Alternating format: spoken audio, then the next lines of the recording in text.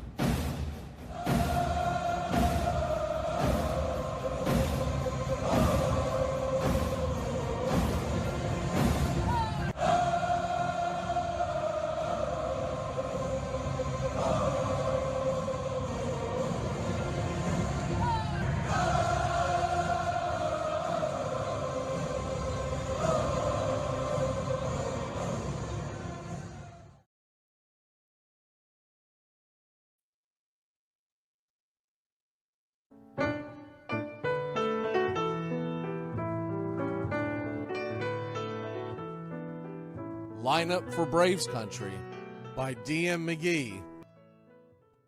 A is for Aaron, the Hammer and Hank, the real home run king. Take that to the bank. B is for Bobby. Cox never cowered. He'd give Blue quite an earful on his way to the showers. C is for Chipper. Don't call him Larry. He would show up in Shea, the Mets he would bury. D is for David. Justice he'd bring. A Game 6 solo brought Atlanta their ring. E is for Eddie Matthews. 512 bombs away. Lit skies from Boston to Milwaukee to the A. F is for Fred. McGriff dog-biting crime. A fire was lit the day he arrived. G is for Glavine. Southpaw winds and kicks, changing speeds east and west, a gem in Game 6. H is for Harry and his brother George Wright, the father of baseball, Boston pennants in flight. I is for inning, ending double play, Riley to Ozzie to Olsen all day. J is for Jones, Andrew let her fly, and his gloves in center is where singles would die. K is for strikeouts, a plenty from Strider, The quad's in the stash, getting swings from that slider. L is for Lopez. Javi to B-Mac. Travis and Smurf, we've been lucky to see that. M is for Mad Dog. He won 355. Could swat flies with the changeup and still bust you inside. N is for Necro. He got to the hall by bending and knuckling and floating that ball. O is for Otis. Old Nixon could fly. The catch at the wall baffled our eyes. P still for Peterson. We were all rockin' pearls. With Eddie and Jorge, we were out of this world. Q is a quandary for why Dale is not in. Murphy MVPs again and again. R is for ranking. The top pitcher's lore. Remember Kid Nichols, 107 WAR. S is for Smoltzy. The big three in the hall. When the game's on the line, you give John the ball. T is for Tyler. Matzik and the gift of 2021, the entire night shift. U is for Chavez, but we say Uncle Jesse. The frames, the release, kept the batters guessing. V is Van Weeren. Skip Carey 2. Don Ernie Joe, the tales from the booth. W is Warren. Spawn Johnny Sane. They'd ride him in Boston and then pray for rain. X is Mazzoni. Yeah, X marked the spot. Leo rocked next to Bobby, and his pitchers stayed hot. Why it makes us feel young. The game's main appeal. Chopping through the battery, there's no better feel. Z is for Zip Boom Bam, Ramalama Ding Dong. Throughout the summer, we sing that song. From AJ to eyeglasses and a hell of a pen. Mad Max, Uncle Charlie, win after win. A cannon from short, and RC you later. Acuna Matata, there is no one greater. Though you can't fit them all when you just A to Z. Think of your favorites in the rafters we see. I started with 3, then 10, 25, 47, 31, and of course 29. Let's not forget 21, 41, 35, the great 44, or 755, and old number 6, who led his great teams. The pennants were flying. It felt like a dream. From Boston to Milwaukee to Atlanta's TBS, a family, a tradition, Braves country's the best. Lineup for Braves Country by D.M. McGee.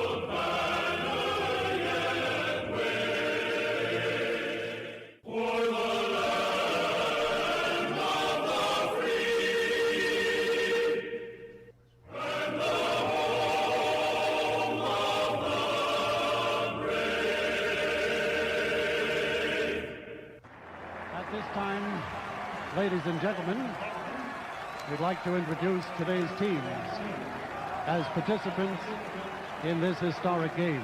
Play ball! seats, hey, buddy. He missed the tag. He missed the tag. He missed the tag.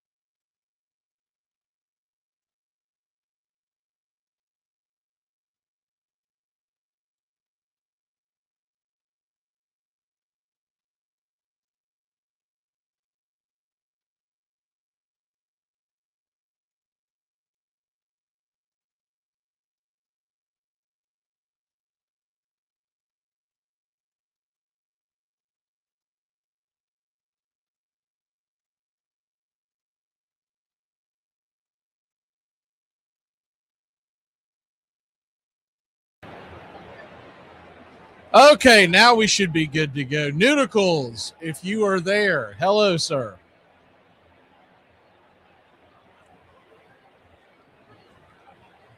Hello, Mr. Nudicles.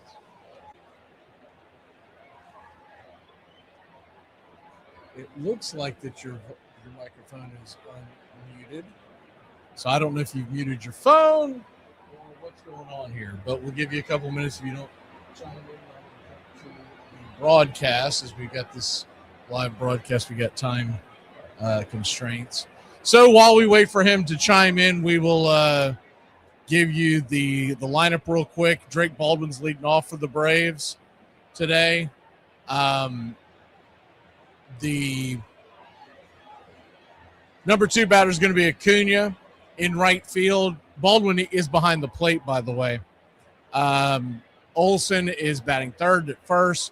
Harris is batting cleanup and in center field. Dubon is batting fifth and at second. Ozzie Albies batting sixth, the designated hitter. Austin Riley is batting seventh and at third. Brewer Hicklin's going to get a start. He's in left field, and Hassan Kim is batting ninth and at short. For the Nationals, leading off at shortstop, they've been bouncing him back and forth between short and second base. I've talked about this the whole time he's been with the Nationals. Incredible bat, awful glove, and they are bouncing him back and forth between second and short. Tonight, he's at short. That'll be followed by Dylan Cruz, who's in right. House is at third and batting third. Lyle is batting cleanup in left field. Morales, the designated hitter. Ortiz at first base. Ford is behind the plate and batting seventh. He's the guy that got in the big trade a couple of years ago. Highly touted prospect. Off to a slow start in his MLB career, but you can see the tools. Vivas is at second, batting eighth, and Young is in center field and batting ninth. On the mound for the Nationals is our old friend Jake Irvin. He's had some good games against us. He's had more bad games against us recently, and he'll be going head-to-head with the SSAJ, AJ Smith-Shawver, looking to lower that 5.93 ERA. We'll try Nudicles one more time. Nudicles, are you there, sir? So I'm not sure what the issue is. It's showing me that your microphone is live. It must be a setting on. If you're on your computer, there's a good chance that you're getting muted by a Windows update. If you're on Windows, if you're on a Mac, that doesn't happen often if you already have it preset. So that's the only thing I can tell you. But anyways, can't sit around here all day long. We are about to go live, and we're going live right now on radio. So with no further ado, we will go to the – wait a minute. I finally see a fan. I finally see someone awake here. You awake, sir? Nudicles, you can see your fan. Hey, buddy. Hello. Hey, we're going to Mac, make how's this it going, man? good, man. We're going to make it quick because we're eating up time here. I've been trying to get you in for the last 5-10 minutes. You haven't been responding. Yeah, my fault. We've had some technical difficulties here, but It hey, man, happens. Braves country, get up, get loud, get your pearly white robes on, because the Atlanta Braves are coming for everyone. I want to talk about, first off, the best batter in baseball according to scientific Braves country radio history. Dang, that ball was smoked. Walk it off against Colorado. Olsen said, get the brooms back out. Then you look at shortstop, and what do you see? Mauricio Dubon. He put the A on his chest, and he owned that role. Mauricio Dubon is basically a Swiss Army knife of Major League Baseball. Except instead of a little knife, he's got a glove and a bat, and apparently a GPS for every position on the diamond. And standing right next to him, the people's second baseman, the man who hits left, the man who hits right, the man who's got 2 driver's licenses. And that man is Ozzie Albies. Austin Riley. Don't get me started about Austin Riley. He's been counted out. Austin Riley had the people wondering where the Thunder went. But I promise you that man has got more juice than a Georgia peach. That man has got a swing that can turn October into a dang fireworks show. Then we got Ronald Acuna Jr. All right, man. I don't know what's going on here, but I feel like you're like on the spectrum or something. I was here to talk to you, and instead of getting a diatribe of about 10 minutes long. No, I was just trying to bring it to eyebrow. That's all right, man. Real quick, why the Atlanta Braves? Why are you an Atlanta Braves fan? Buddy, because ever since you're a little kid, you dream about playing at Turner Field or Truist Park, and all these guys are inspirations to everybody. And, we all look up to them and think that they're great human beings and want to see them do well and win. Are you from the Georgia area originally, or did you catch on to them via like TBS or something like that? No, I caught on to them TBS. I'm from Iowa originally, but I've lived in Georgia for the last 13 years and been a big fan since I moved from Iowa. Did you grow up a Braves fan in Iowa, or is it something that you came across? Yes, sir. Okay, cool. I just like to get to know all of y'all. I was just giving you a hard time about your speech. I just didn't know how much longer that thing was going to go, man. I got a feeling that thing was the Gettysburg Address, but good job on it regardless. I was just giving you a hard time. Who's your favorite current player? My favorite current player has to be the Drake Baldwin. Rookie of the year last year. Having another monster year, and has gotten, to do so many good things for the Braves. And we've officially stopped calling him Drake Baldwin. We call him the Drake now. And favorite all-time player? Chipper Jones. Okay, that makes sense. And real quick, because I don't know if I got Peter to do this last week, but I've got it jotted down so I will remember to ask y'all. Who is your pick to click, and what's the score tonight? I'd say 6-4 Braves. And who's clicking? Mauricio Dubon. Okay. Sounds good, brother. I got one more thing for you. Yeah, what's up?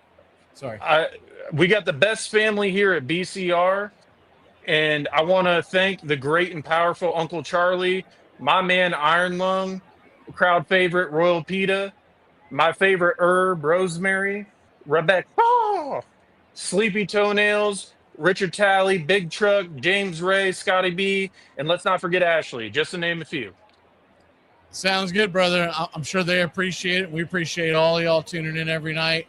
It's been a fun little family that we've built over the years here, and hopefully we can continue it. As long as I'm breathing, we'll do it. Hey, buddy, and I want to give you a shout out. You're one of the best hosts, and we watch you every night, every game. Well, I appreciate that. I always appreciate the kind words, even though I may not live up to them every time. I can't get from not being emotional sometimes when it comes to the Braves. And I won't apologize. No need to apologize, brother.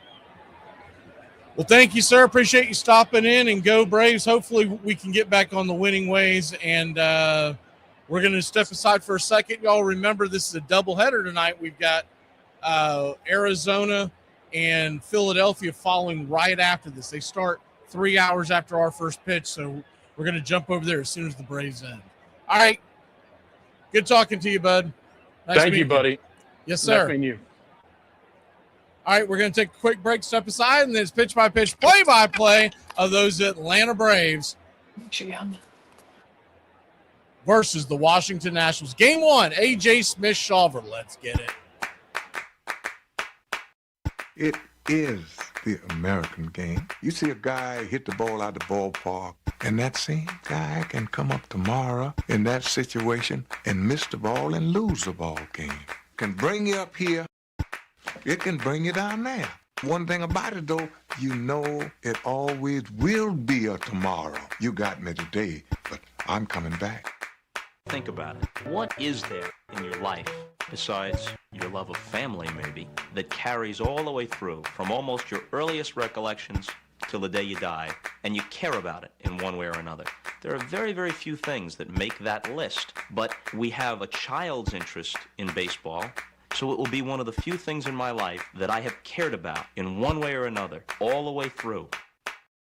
There's a lot of wonderful stillness in baseball that I love. Milliseconds of stillness. When the pitcher has got the sign, the batter is crouched, the ball players all lean forward with their hands on their knees, and then very shortly the ball is delivered. But in that tiny period when the pitch and the fever of the crowd is tangible, there's a moment of absolute stillness that I treasure. The best of us keep as much of that childhood with us as we grow into adulthood as we can muster. And the most creative, the most happy, the most fortunate of us are those who don't lose the sense of play. And even after we're past the point of being able to actually play the game with any skill, if we love it, then it's like Peter Pan. We remain boys forever. We don't die.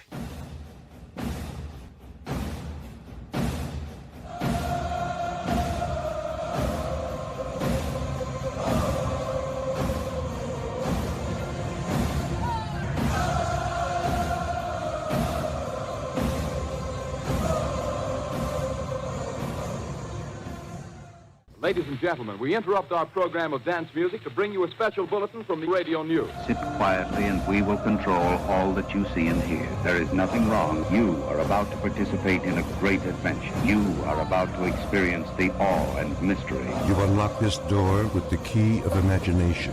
Beyond it is another dimension, a dimension of sound, a dimension of sight, a dimension of mind. You're moving into a land of both things and ideas.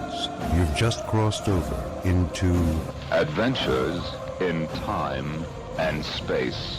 We offer you Braves Country Radio, your home for the classic call of Braves Country Baseball. Hi, folks. Join us now for another Braves ball game. Yes, sir. This is the one we've been waiting for. This is it.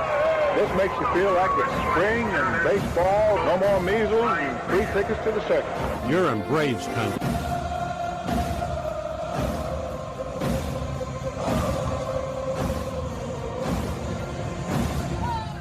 This is a reminder, disorderly conduct will not be tolerated.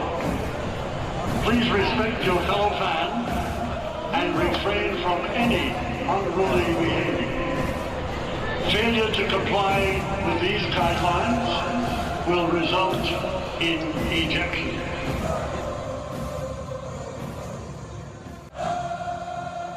It's all mixed up with peanuts, tobacco juice, and a hearty feeling among the fans joshing each other. Always this raucous, good spirit. Everybody came to have a good time. The whole stand's full of people all roaring. In baseball, never known an instance where so instantly a whole crowd could be brought to its feet, roaring with delight over just a clean crack of a bat against the ball. A lot of room in right center. If he hits one there, we can dance in the streets. Line Justice has scored the tying run. Green to the plate. And he is saved.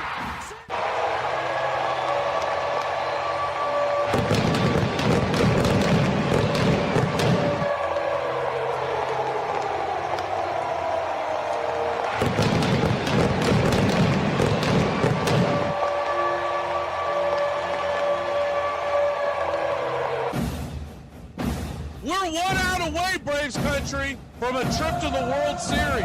Whatever superstition you've got, do it. The entire city of Atlanta, the entire South is standing on their feet, trying to will the Braves into the World Series. Here's the 1-0 pitch.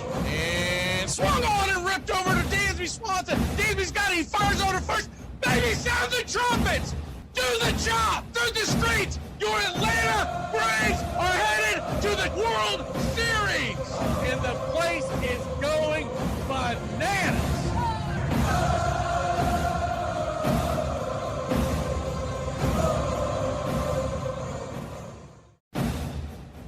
Although edited, tonight's thriller contains suspense and violence which may be unsuitable. Parental discretion is advised.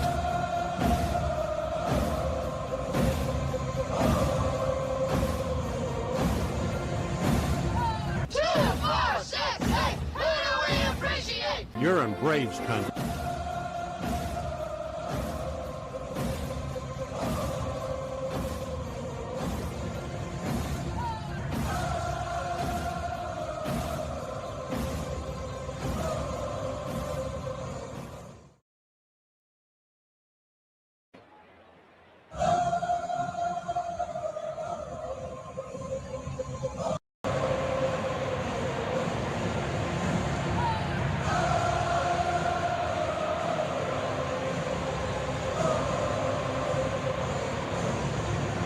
Sounds good, Peter. Hey, before I forget, the story, Peter, behind that, we put that video together. I go to listen to it, and one of my other folks in the radio had transferred over. Long story short, they forgot the part that says unruly. What the hell is the line that you always repeat? Not unruly conduct, but whatever the hell it is. Anyways, it was accidentally left out, and I had to go back that morning at the crack of dawn and that morning and paste it back together. I was like, you can't leave that out, man, because last year you were constantly putting that in there. Disorderly conduct, that's what it was, disorderly conduct. Thanks, Scotty, for reminding me, too. But anyways, I mean, I had toothpicks in my eyes during that first game that we did this year because I was like, we can't leave that out. They didn't do it intentionally. Something happened when they compressed it that it spit the blood. Yeah, the disorderly conduct thing. Which I'm glad we did because old boy that was known for that, he passed away. All right, we're just about set for pitch-by-pitch, play-by-play here at Atlanta Braves. Saw a few people talking in the chat. I put some stuff in the chat about it. Long story short, the Robert Suarez IL thing, that's not necessarily a death knell. That doesn't mean that he's necessarily going to not be in the postseason plans. It was a procedural move, as they say, where they have to do that to be able to put the guy that they brought up today on the 40-man, and to be on this roster, everything that I talked about yesterday about the rosters expanding, you have to be on the 40-man roster. So it was a procedural move to put Burkhalter on there. He's a right-handed reliever, and so that's the reasoning why. The moment he's ready to roll, he's already spent his 60 days, he can go right off it. But when you're on the 60-day, on the 60-day IL, you do not count against the 40-man. So that's the reason why. Waiting for the 3D to kick in. The Nationals are wearing their road whites. Nationals across the chest in red, same with the numbers on the back, outlined in navy. Navy names outlined in red, so a reverse. Red ball cap and the Walgreens W across their red cap in white. The Braves are wearing my favorite, their road blues, laying across the chest in white, outlined, or out across the chest in red, outlined in white. Same with the ball caps. Is the first pitch on the way. Swing and a miss. Yes, sir. It is baseball time in Braves country. We lit the curtain. The 3D's rolling. And it's 0-1. The 0-1 swung on, rifled foul down the line, 0-2. Righty-lefty matchup. More on Irvin here in a second. The infield back into the right. The 0-2 pitch. Swing and a miss, strike three, down on 3 pitches, and there's one away. What you'll get from Jake Irvin is a 6-pitch mix. He throws a 4-seamer 29% of the time, curve 24, sinker 19, cutter 11, sweeper 9, and the changeup 8%. So he is a true kitchen sinker. He'll throw 6 pitches at you. That's by definition of a kitchen sinker, someone who throws at least 5, typically 6, and does not lean on 1 or 2 pitches predominantly. First pitch right there to Ronald Acuna Jr. is right there for a strike. It's 0-1. The 0-1 swing and a miss, blows it right by him. 0-2.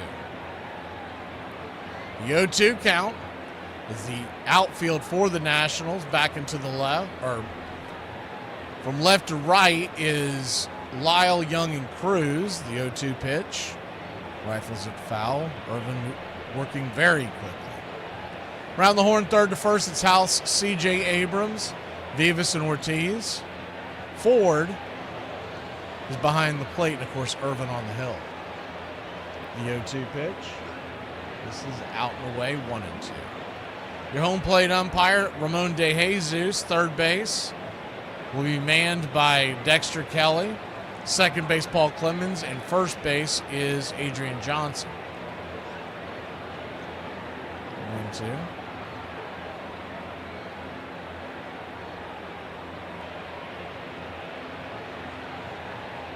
1-2 count. Righty-righty matchup. Kicks and fires. Out and away, 2-2. Fastball well off the plate.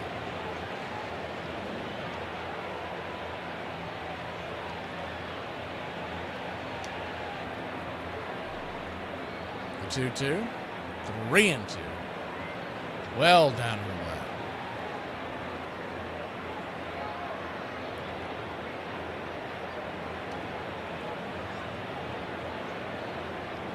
The 3-2 count. Swing! Rifles the 4-seam fastball into the crowd.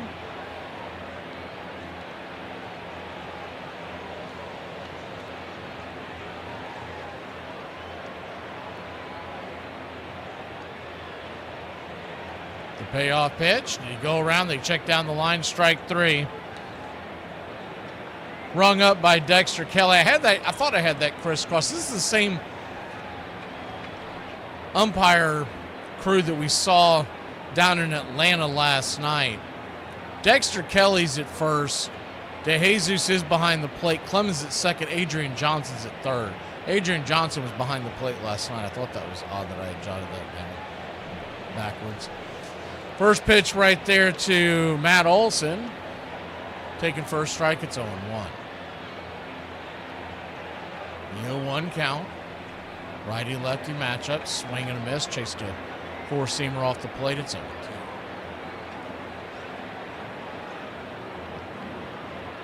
Braves nothing. Nationals nothing. If you're just joining us, getting going here.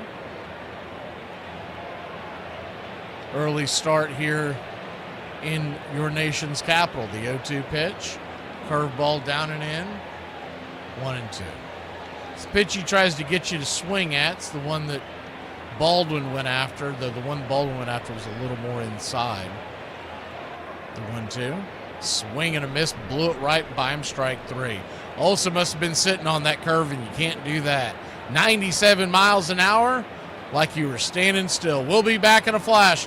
Bottom of the first we go, here in Braves country.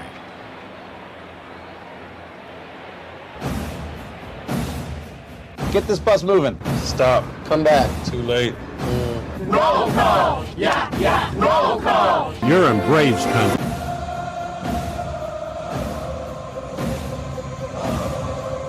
Time for roll call. Good to see you, Scotty B. Uncle Charlie. I know we saw Peter in here. Want to make sure we hit up Noodles. I don't know if I've seen him in the chat yet, but thank you for stopping by, Noodles, joining the chat. I beg your pardon, we didn't promise you a Rosemary guard. Sleepy Toe. Marvis the Clown. Mark, Ricky, Ricardo. Lucy, he's home. Nick 77. CC Ryder. Rebecca.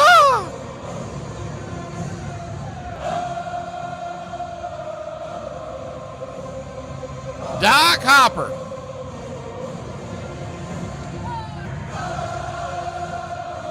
There's Mark. I'm pretty sure I already got him. Deb up, step up. Where you been? You been asleep at the wheel, Deb? Good to see you. Iron Lung. There's Royal Peter. I'm going to get back to the bottom here. So if I haven't called your name, please chime in. Chop Shop. John Dubois. Rich 22.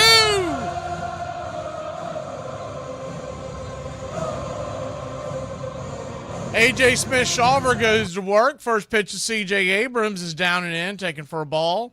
It's 1-0. Righty-lefty matchup, infield back into the right.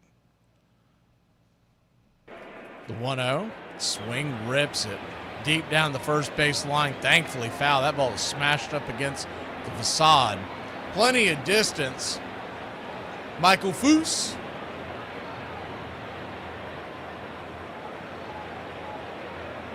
State of Malone is the 1-1 pitch. Splitter up top. 1-2. So 1-2 count. Noel Taylor.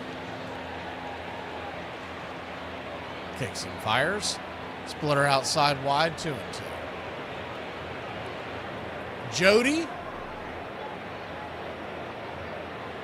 Jody Lowe, I believe it says. The 2-2 pitch. Swing. Baltimore chopper over towards third. Riley's got to quit. He's got no chance. C.J. Abrams busting it down the line, hustling all the way. He'll beat that out for an infield single. And one on, nobody out to start the inning, to start the game for the Nationals. Noodles, there you are. EF Eric Falk. When EF talks, people listen.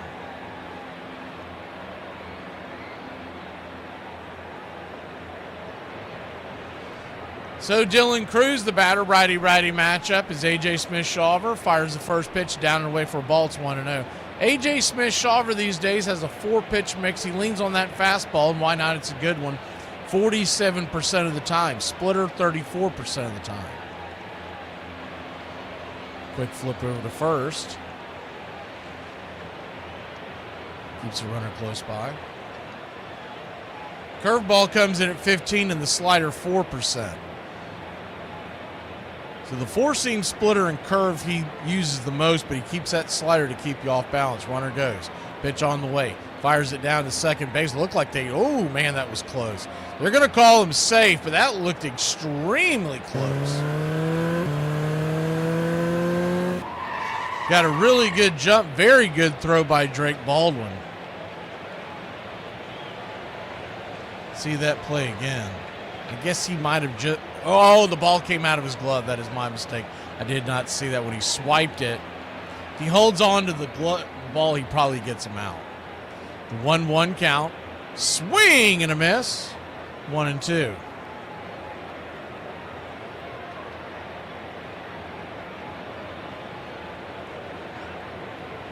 Braves nothing, Nats nothing. Bottom of the first inning. The 1-2 pitch.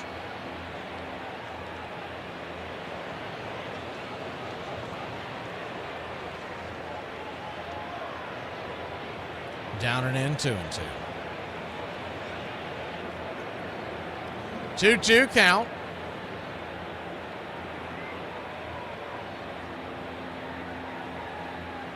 Standing on deck is House, the right-hander. He's had a pretty good games against Atlanta this year.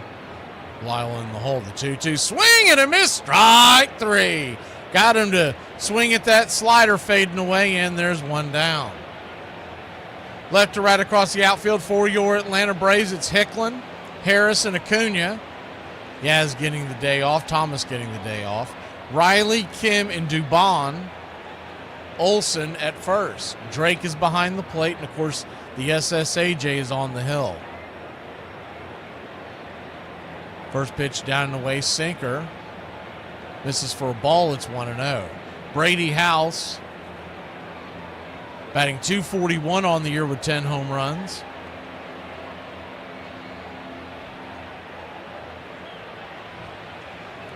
The 1-0. Out and away splitter. Ball 2-2. Standing on deck is Lyle.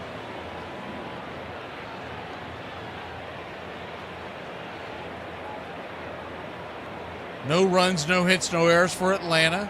No runs, 1 hit. No errors for Washington. The 2-0 pitch, bangs it on the ground, but foul towards the third base dugout. It's like some possible threatening clouds, but I haven't seen. Let's see if they've updated the weather guide that I normally go to right before game time.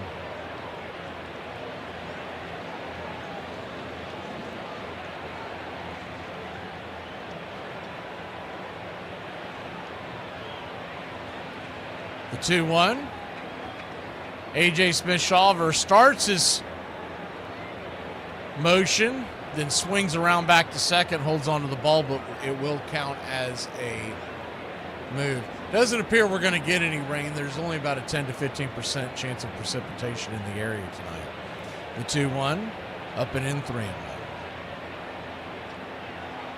93 degrees at first pitch. Wind blowing left to right at about 7 to 10 miles an hour. The 3-1 pitch. Out and away, ball 4.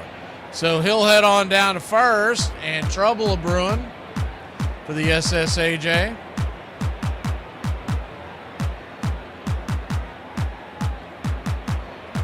As most youngsters, he has been challenged with his control this year when he's come back, but you got to give him a break because he didn't pitch for over a year with the arm surgery. And if you remember, A.J. Smith-Shawver was not, as the first pitch on the way, swung on, chopped over to Ozzie. Ozzie flips it to Dubon. The throw. We get the runner at second. They'll hold it there. Kim wisely did not toss it to first. There was no chance of getting the runner. And so there's runners on the corners and 2 outs. So they get the man at second. Abrams goes down to third with 2 outs. And Lyle is at first, and Lyle can fly. Morales stands in, getting his first at bats. The 2026 righty-righty matchup. Runner goes. Throw goes down to second. They'll have it stolen by a mile.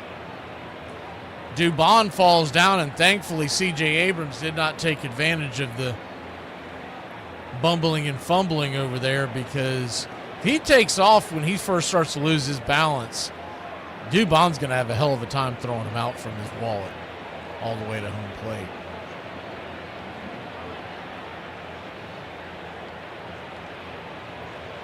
Runners at second and third, 2 outs. The 0-1 pitch is swung on, chopped foul. 0-2. Looks like it'll get as cool as low 80s tonight during this ball game, but a muggy day here in Washington.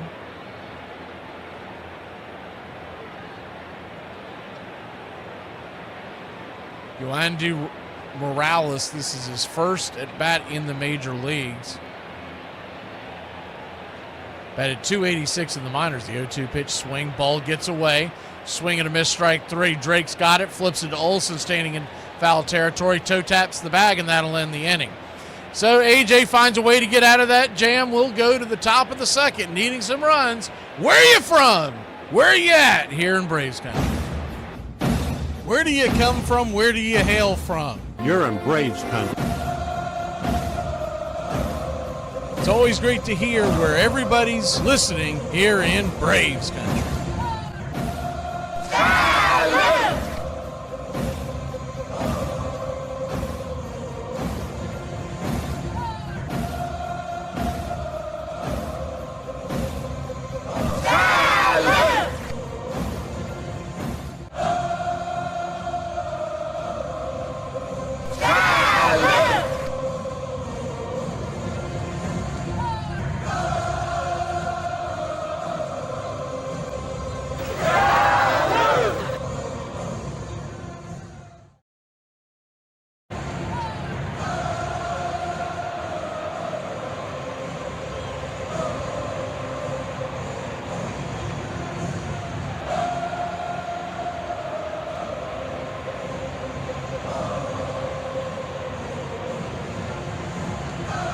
Buddy Wilkins says, War Damn Eagle 22.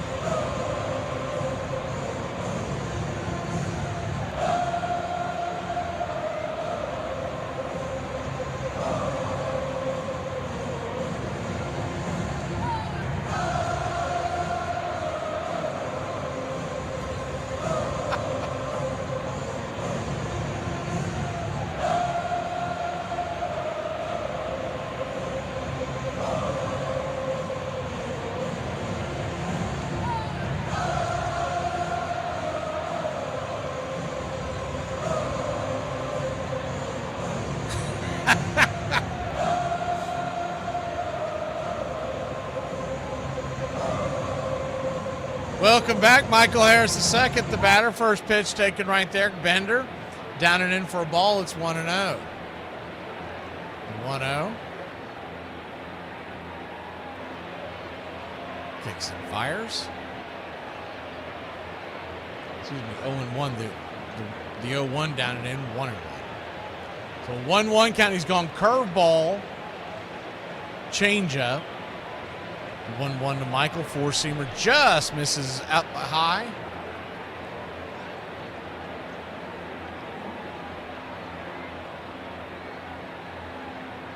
The 2-1 count.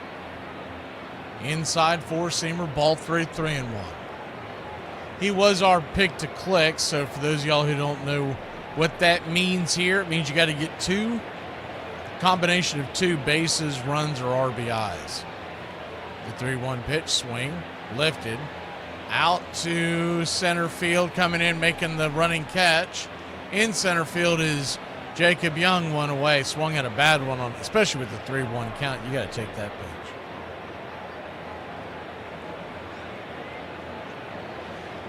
So 1 up, 1 down. Braves have yet to get a base runner. Braves have yet to get a hit. Irvin struck out the side in the first inning. First pitch to Dubon was a curveball. Check swing. Did he go around? He did not. It's 1-0. A.J. Smith-Shawver gave up a hit and a walk, but he also struck out 2 in the first. In case you're just joining us, the 1-0 pitch.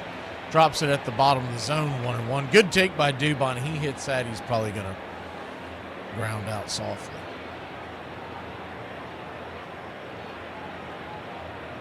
1-1. Four-seam fastball top corner, 1-2. Infield back into the left, outfield deep and straight away.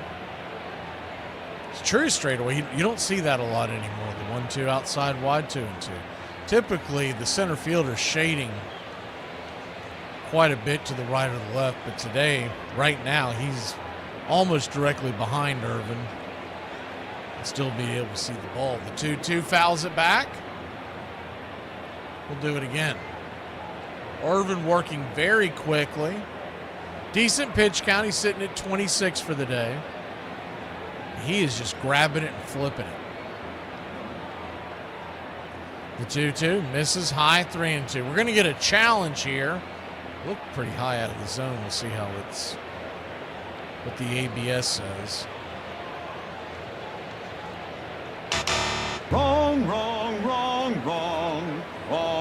And it is a full count. Wrong. You're wrong. You're wrong. The payoff pitch. Swing. Chops it down the third baseline. Same two teams back at it tomorrow. It's a 2-game series. It's a get-up-and-go series. First pitch is 1:05 Eastern. The 3-2.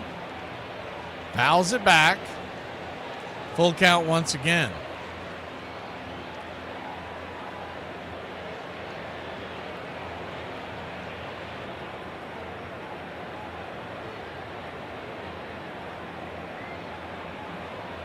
The payoff pitch. Swung on and banged backwards. So nothing else. Dubon's making them work here. This will be the 10th pitch of the at-bat.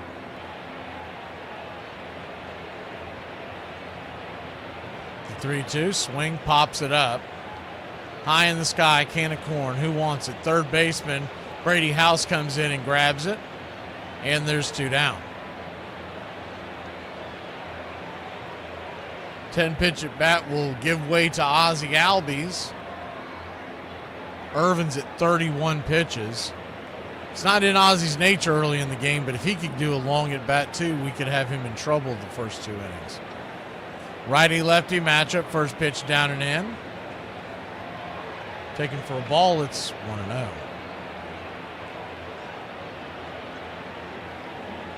1-0.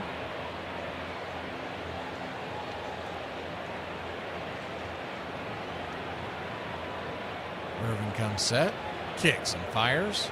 Upstairs, takes the curveball high. 1-1. Good take by Ozzie. That's one of those ones they're trying to jam you on. So a 1-1 count. Swing, fouls back the four-seamer, 1-2. Ozzie King get aboard. Austin Riley's on deck. Hicklin in the hole. Kim batting ninth tonight. The 1-2 pitch. Way outside, wide, 2-2. Ozzie's doing more than he normally does on a first at bat. Normally it's 1 or 2 pitches and he's either popped up or it's a base hit. The 2-2. Swing! That ball's hammered down the right field line, but foul. Happy September 1st to everybody, the greatest month there is. I guess October rivals it pretty much as well. But you get all your baseball chases, division chases, wild cards, playoff chases, all kicking off here. It's real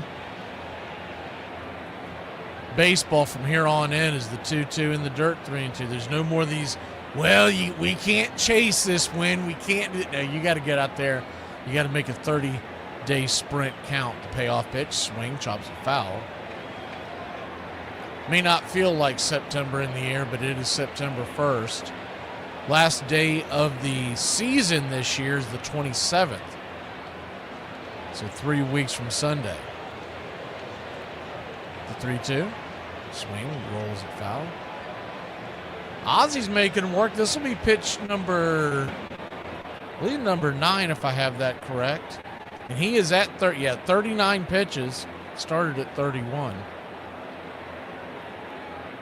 The payoff pitch. Swing, lifted. High into right center field. Going back on the track. Get up! Get up! Get up! Zip, boom, bam, it's gone! Ram-a-llama, ding-dong! A solo shot.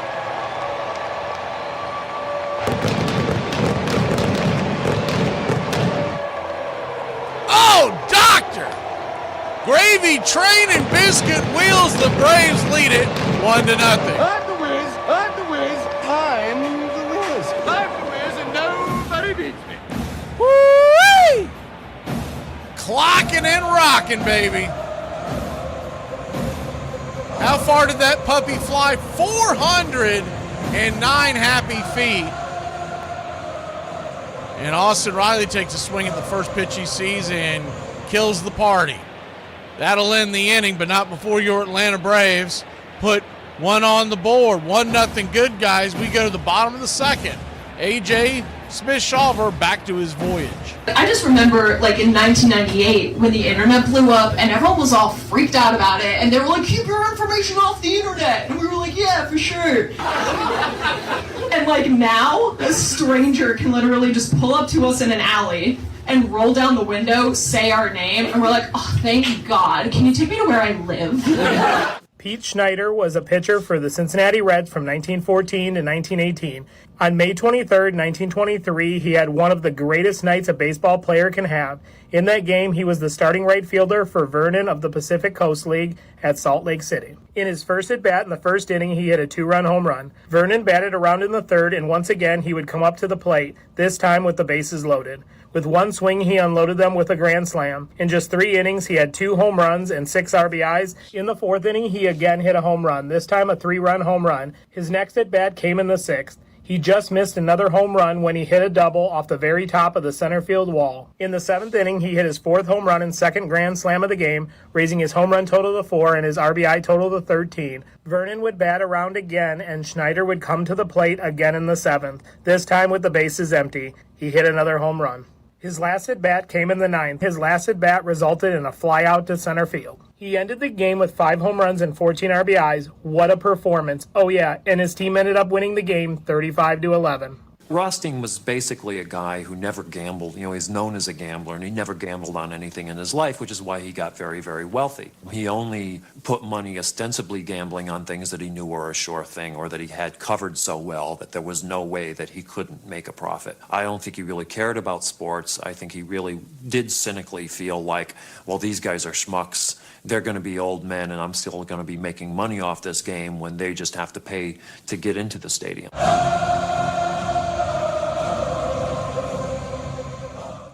Welcome back. 1-0 good, guys. We go to the bottom of the second inning. It's what day of the week is that on? Wednesday? It's next Wednesday, Peter. The 0-1 pitch right there, first strike. It's 0-2. 0-2 count. We've got a night game that day, so I'm not really doing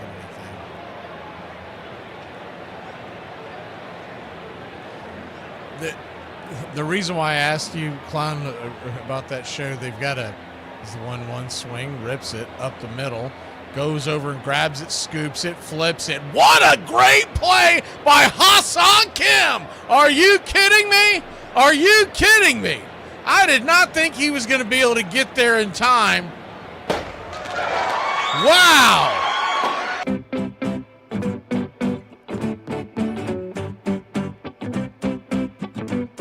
From his knees.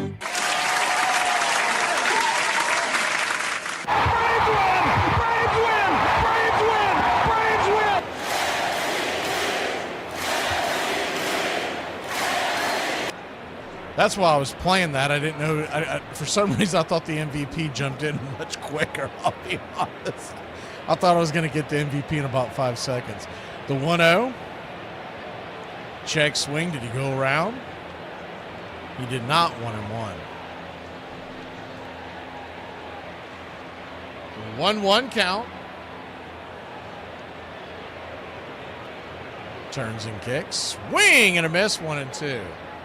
Now, granted, Ortiz does not have a lot of speed. He's the first baseman, but still, the fact that he got to that ball and was able to spin from his knee out there in the outfield and have an accurate throw.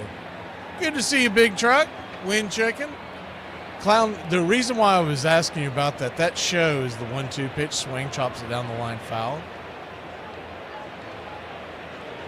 One of the characters is a clown, like it's like a side hustle. It's not what he does for a living, but anyways, the episodes they have when they focus on the clown part just are laugh out loud funny.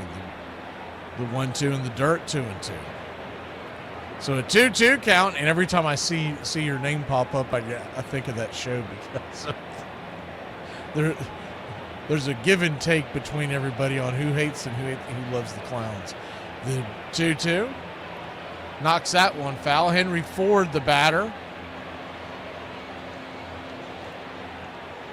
came over in a pretty big trade a few years ago. I think I said Harry Ford. The 2-2 inside almost gets him in the noggin with the curveball, busts him back. 3-2. They've got big time. He came over from Seattle. They've got big time expectations for him. If you could imagine at the time, Cal Raleigh was the catcher when they traded him away, and he's going to be there for quite some time. The payoff pitch upstairs. Man, was that close. Drake probably should have thought about challenging that. I like to see the replay on the ABS on that one. Looked like he hit the top of the zone. They're showing the replay now. Oh, man, that looked like it hit the zone. We're not getting the ABS on either side, but from what it shows on my screens, that was a strike. Righty-lefty matchup, first pitch swinging, splitter over the top, it's 0-1. Drake has shown that he is very passive when it comes to asserting himself behind the plate, challenging the strikes. So it's just one of these things we're going to have to live with. I do think he'll eventually turn the corner, but he's another one of those guys that we talk about. They're great teammates, but he's not a leader by any stretch of the imagination. The 0-1. Swing, rips it deep down the first base line. That ball go fair. That's a fair ball. Have to see how that ball went fair. I believe it went off of either the base or the glove over there at first. And it's going to be a 1-out double for the Nationals. So what should have been a strikeout, the runner's now standing at first. It did go off the glove of Olsen. Actually, that was a bad play by Olsen. Fairly hard hit ball, but he normally makes that catch. You know what he was doing? They show in the replay from the side. He was trying to catch the ball and touch the bag before he had the ball in his glove. So that should be an error. We'll see how they score it. First pitch on the way. Sinker off the plate. It's 1-0. 1-0. They gave it a base hit, but that was definitely it. You can make the strong argument from there. The 1-0 count. Swing and a miss. 1-1. Braves lead it 1-0. Runners at second and third. Tying run. Just 90 feet away. The infield playing back, willing to concede the tie here in the second inning. The 1-1 swing and a miss, splitter, 1-2. I mean, I hate to say it, but I'd be tempted to throw that pitch again. He swung wildly at the splitter 2 times. He's using his timeout now. Maybe you don't go right back to it. Maybe you pop a fastball high and out of the zone, see if he chases it and go right back to it.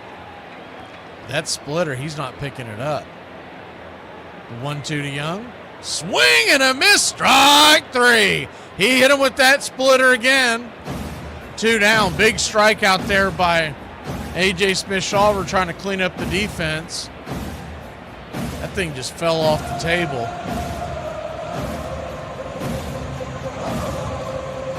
I thought they may try to change his eye level, go high that next pitch, and then go back to it. C.J. Abrams, the batter, I'd be thinking about pitching around him here. First pitch splitter in. It's 1-0. Batting .269 on the year. He's already 1 for 1 with an infield single. The infield back into the right. Riley almost even with the third base bag. The 1-0 swing. Punches it foul down the line, 1-1. That was a hanger. He went with that splitter again. This time he got away with it. A little too high in the zone for where he wants to put it. 1-1 count. Standing on deck is Cruz.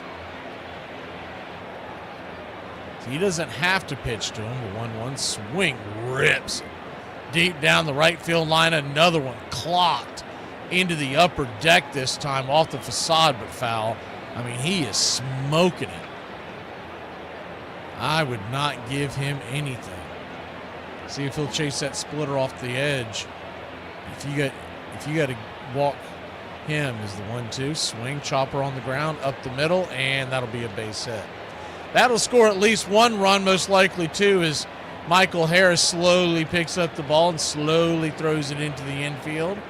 And it's 2-1, Washington.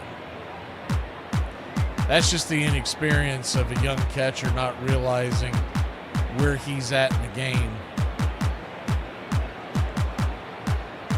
A.J. Smith-Shawver did not hit his spot, but they were gunning for the outer part of the plate. With C.J. Abrams, as good a hitter as he is, and the way he has drilled two pitches against A.J. Smith-Shawver, I would not have given him anything to hit in that at bat after that long home run distance ball. The pitch on the way is high and out of the zone. It's 1-0. It also tells me I don't know if I want him to see C.J. Abrams again. He comes up, you're going to have to walk him to 1-0. In the dirt, ball 2-2. The 2-0 count. And you can put some of that on Weiss and company because they had the option from the dugout to yell out at Drake and give him either A, tell him to walk him, or B, tell him to pitch around him. The 2-0, swing. Fouls it back, 2-1.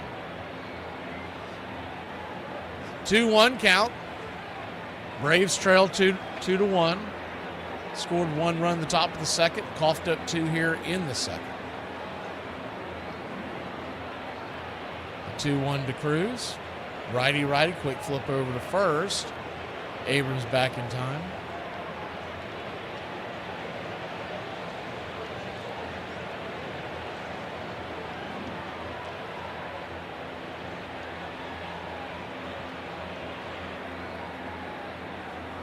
The 2-1 pitch. Swing and a miss over the top, 2-2. He's getting the right-handers to swing at that. It's the left-handers that are struggling with it. It's the left-handers that are hitting it. They ain't struggling with it.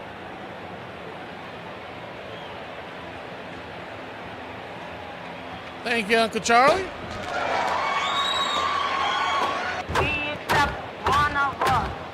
Appreciate the channel support. The 2-2 pitch. Swing, lift, high and deep into right field. Will stay in play. Cunha giving chase. It will not. Shut up! Oh my God, I don't care! Smacks up against the screen in the right field corner just as it jets out.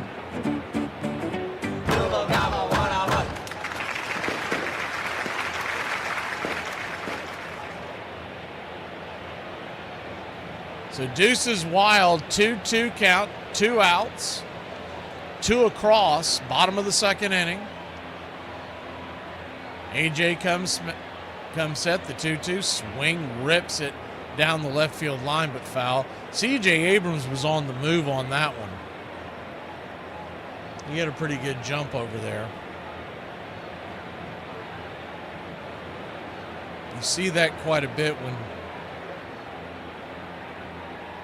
there's a definite difference when Sean Murphy's behind the plate and when Drake is behind the plate because they run, and I'm not just talking about Washington, but all the teams run on Drake left and right. They're going to have to work with him in the offseason on that. The 2-2. Outside wide, 3-2. I don't think he's ever going to be an elite defensive catcher because he just doesn't have the cannon, but he can improve his pop time. So a runner at first, 2 outs. A payoff pitch, which means the runner will be on the move. The payoff. Runner goes. Swing. Pops it back foul. And we'll do it again.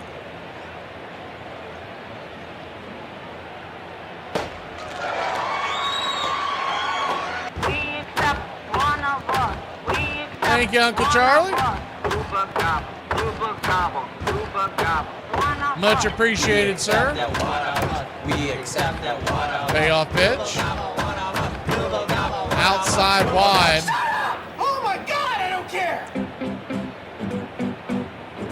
So ball 4 puts runners at first and second.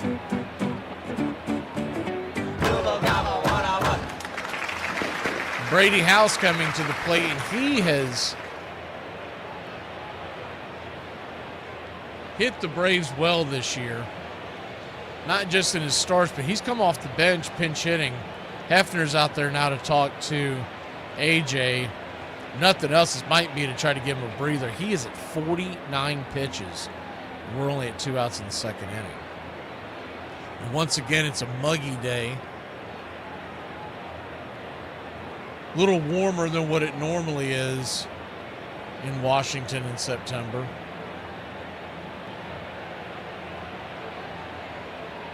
Probably around 90 degrees right now is what the expectation was. Slight breeze, but that's more going out. On the field, it's a muggy game. 2 on, 2 out, bottom of the second. House the batter. First pitch upstairs. Curveball grabs the spot. Top shelf tequila. It's 0-1.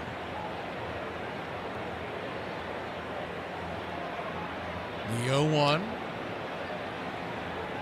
Infield back and to the left. Pitch on the way. Swing, rips it over towards the first base line. That is a fair ball.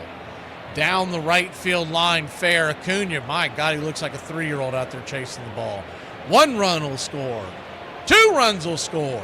It's 4-1. And just like that, the Nationals are all over the Bravos here in the bottom of the second. Kind of inside-out swing. Brady House once again comes through. More of a defensive swing, not something you would draw up. And Olsen could not get over there in time. And Acuna, man, the way he looked like a child, looked like a little leaguer out there chasing the ball around in a circle. I don't think it would have mattered with 2 outs. He probably would have scored anyways, but definitely didn't help things. It definitely got the man from first to second. Lyle, the batter, righty-lefty matchup. First pitch. Upstairs for a strike, it's 0-1. Once again, Shawver's at 52 pitches. The 0-1, swing and a miss upstairs, 0-2. I think they had a little success with that splitter, and it seemed like they were getting cute. The one thing they can't forget, mostly the man behind the plate calling the pitches, Drake. You got a guy with a 98-mile-an-hour fastball. Use it. The 0-2. Caught, looking strike 3. 99 upstairs, and that'll end the inning. But not before your Atlanta Braves cough up 4 runs. We go to the third. Needing some big-time bats here in D.C. Here I was thinking I was coughing some straight-up gas, but now I'm looking at it, and it is obvious that I have been gas-lit, dude. Because that is not good. You know what I'm saying? I wanted to get lit off that gas, not gas-lit. I just came to the realization why I'm single. Every guy that I'm like, oh yeah, he's attractive, but I see their wives and they just look like so, like, you know, like not like this. I pretend my tattoos are gone. Dude, I look crazy. Like, that's why guys don't want to wife me up. And I just come to this realization today. Shut up, Frank! Shut up! Let's go! Christ, I haven't been here for 9 innings with you! Oh, they lose 1 game! They've lost 5! They've lost 5 out of the last 6! They're falling apart! The Braves never lose! Armchair. The proposition to throw the World Series was first brought to me in New York City in front of the Ansonia Hotel. Chick Gandil came to me and said he wanted a conference. He asked me if anybody had approached me on the 1919 World Series with the purpose of fixing. I told him not yet. He asked me if it was fixed, would I be willing to get in and go through with it. I told him I would refuse to answer. Right then. Lefty Williams. Gandil recruited 6 teammates. Pitcher Claude Lefty Williams. Outfielder Oscar Happy Felch. Third baseman Buck Weaver. Shortstop Swede Risberg. Right-handed pitcher Eddie Cicotti.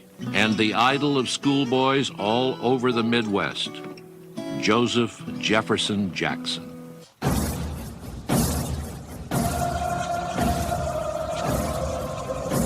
Welcome back. Irvin goes back to work. First pitch fires a 4-seam fastball outside wide for a ball. It's 1-0. Bad news is Braves trail 4-1. Good news is got a long way to get back in this one. He's the 1-0 upstairs and in 1-1. And the Braves have gotten to Jake Irvin and company. Not to mention the fact, not for nothing, the Braves are facing one of the worst bullpens in baseball. So if they get Irvin knocked out, he's a 1-1 outside wide ball, 2-2. 2-1 count.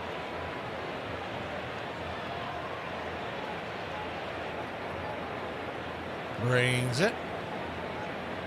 Out and away, ball 3-3-1. Standing on deck, the number 9 hitter, Ha-Seong Kim. Then back to the top of the order, you'll have Drake, Acuna, and Olsen second time through facing Irvin. The 3-1 pitch, swing. Bang the sinker off the plate. Full count. It's one of those pitches at 3-1. I'd rather see Hicklin just take that strike because you're not going to do anything with that pitch. If you saw that, if you're following along at home, saw how he kind of jerked at it. Best case scenario, unless he just absolutely hooks that thing, it's going to be an out. The 3-2. Outside wide ball 4. There you go. Get yourself down to first base. Brewer Hicklin.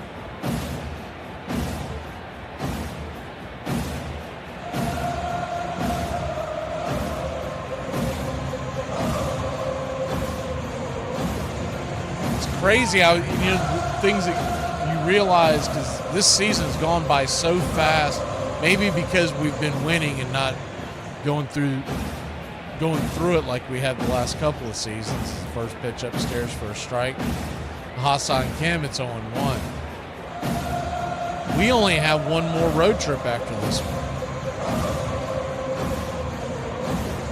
The 0-1 count. Hooks it over to first. Hicklin back plenty of time. We go to Philly this weekend, and then we return home. The 0-1. Inside, 1-1.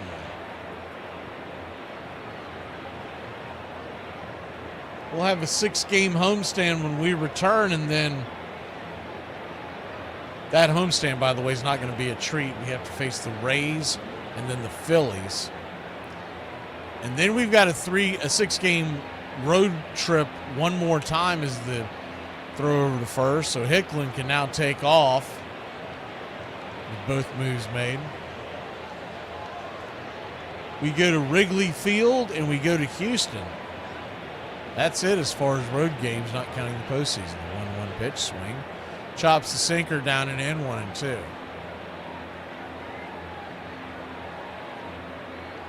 The 1-2 count.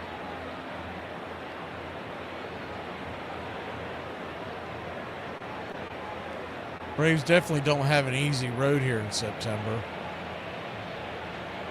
The 1-2. Swing. Rips it up the middle. That's a base hit. That ball's got eyes. Brewer Hicklin was taken off on the pitch, and it is a single that'll get us runners on the corners and nobody out. And Ha-Seong Kim, baby. Ha-Seong Kim. Hitting, not about muscle. It's simple physics.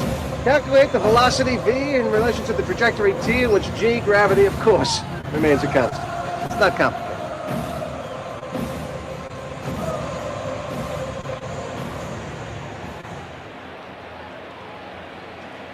So runners on the corners, nobody out, back to the top of the order. Braves with a chance to chip away at this lead. Righty-lefty matchup. First pitch down and in.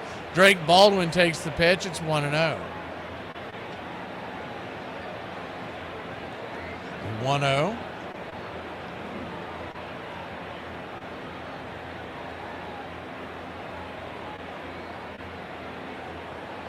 Turns and fires. Below the knees, ball 2-2, and a good take by Drake. They were trying to give him to bang a double play. They're willing to give up the one run over third to get the 2 outs. Huge hole, by the way. Enormous hole on the right side of the infield. They're holding on Hicklin at third, and the infield's back into the right. The 2-0 pitch swing. That ball slapped towards left field. That ball's going to get down where the green grass grows. One run will score. You don't like the Drake. It's I love the 4-2. Drake. How could you not Here comes like the the throw to Drake? the Ooh, the infield. Drake. The Drake Hassan is good. Kim will stay at third. It's an RBI double for the Drake. Drake is good.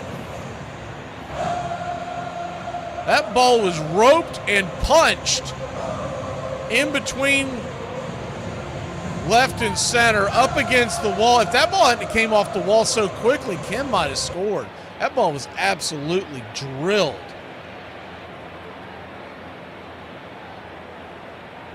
I don't hate the Braves' new, whatever it is. It's a clap. What the hell would you call that? I almost want to call it the hokey pokey. The only thing I don't like about it, it reminds me too much of the LA sachet that they've been doing. And the LA sachet gives me the creeps. But I noticed they just started doing it. They're not all doing it. I haven't seen, I don't know if you'll ever see Matt Olson do it. I can't see Matt Olson doing that. But it's almost like a jumping jack if you haven't seen it, but the foot stays on the ground. First pitch swinging by Ronald Acuna Jr., who's got the tying runs at second and third and nobody out. The infield is going to play back. They're willing to concede one run. So if you're Acuna, you got to get the runner from third home. The 0-1. Upstairs, inside, 1-1.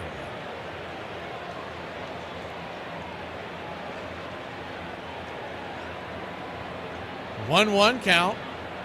I can't imagine. I'll tell you what, it would be worth it to see Matt Olson do that.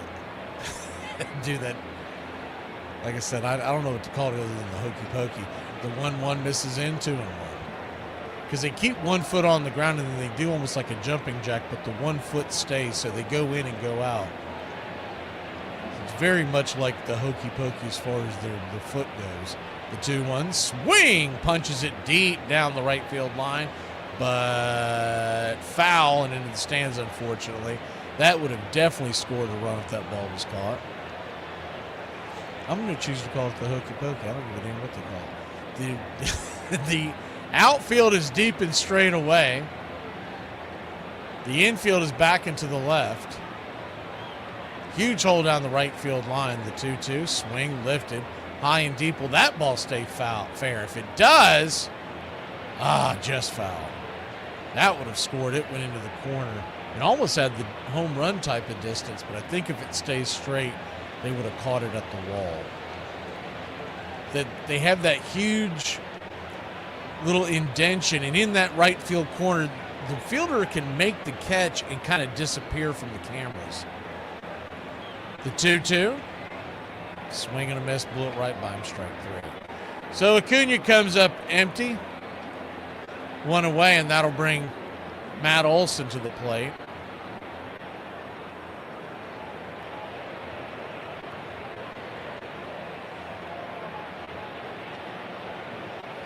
That's just good old country hardball, and he's not hitting the fastball.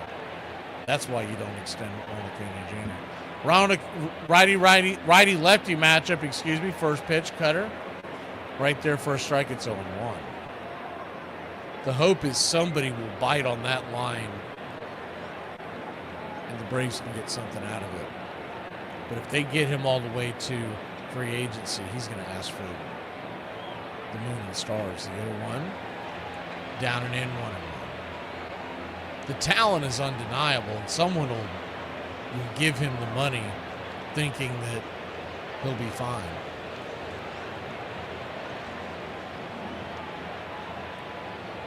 1-1 to Olson. Swing, chops it off his instep, 1-2. So now he's a strike away from getting 2 outs here, and it would leave it up to Harris. Got to get at least one of these runs in. Braves trail 4-2. They've scored 1 run in this inning. The 1-2.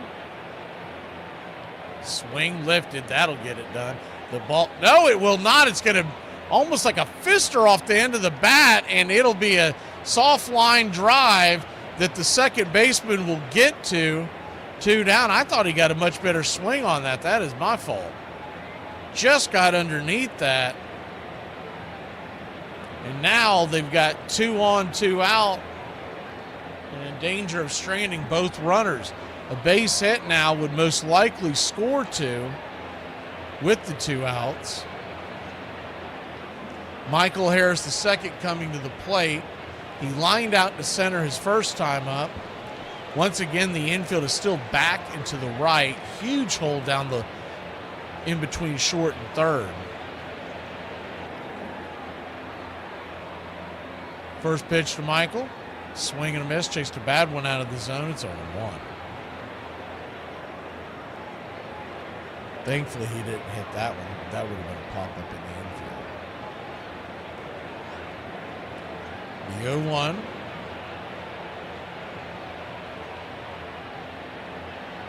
Swing, rips the curveball down the line, foul. 0-2. 4 runs, 4 hits, no errors for Washington. 2 runs, 3 hits, no errors for your Atlanta Braves.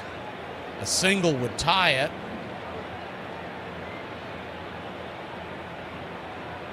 The 0-2, swing, fouls it away. Even with Drake Baldwin at second, unless that ball was absolutely scorched at somebody, a base hit would tie this game. And the outfield is playing so far back that they would have a hell of a time throwing Drake out. The 0-2, swing, rolls the curveball down the line, foul. Went back to that curveball. He's going cutter, curve, 4-seam, and back to the curve.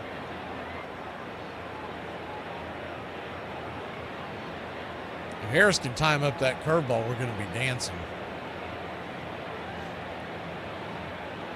The 0-2. Outside wide, good take there on the cutter, 1-2. This has a feel of a high-scoring game, a seesaw-type battle. Braves trying to tie it up now. The infield is now all the way back and to the right. Nobody down the third base line with 2 strikes are no longer holding the runner. The 1-2 pitch. Swing, chopper on the ground, over to second. Backhanded, flips it to first. And if Harris is hustling, he probably beats that out. But he's doing the Acuna jog down the line, and the Braves come up empty. We do get 1 run, but very disappointing ending. We'll be back in a flash. 4-2, Nationals. And an Uber just goes flying by me at like 50, almost hit me. You're so good at telling stories, so concise. I wish it did hit you. I know God made us in all different ways, shapes, and forms, but why the hell Kawhi Leonard's hand so big? That son hand at. You can slam somebody by their waist, bro. This ain't normal. Man can squeeze you like an hourglass. Probably can't even use a regular phone. You got to text on the iPad. Be real, bro. How you drive? How you wrap your hand around the steering wheel without your fingers touching your wrist? Really don't make no gloves for you. You got to put sleeping bags on your hand. You couldn't be a barber. You know a barber always got to grab your head like this to keep it still. Or if you don't get this cage off my face, you can excavate a whole pool with them hands.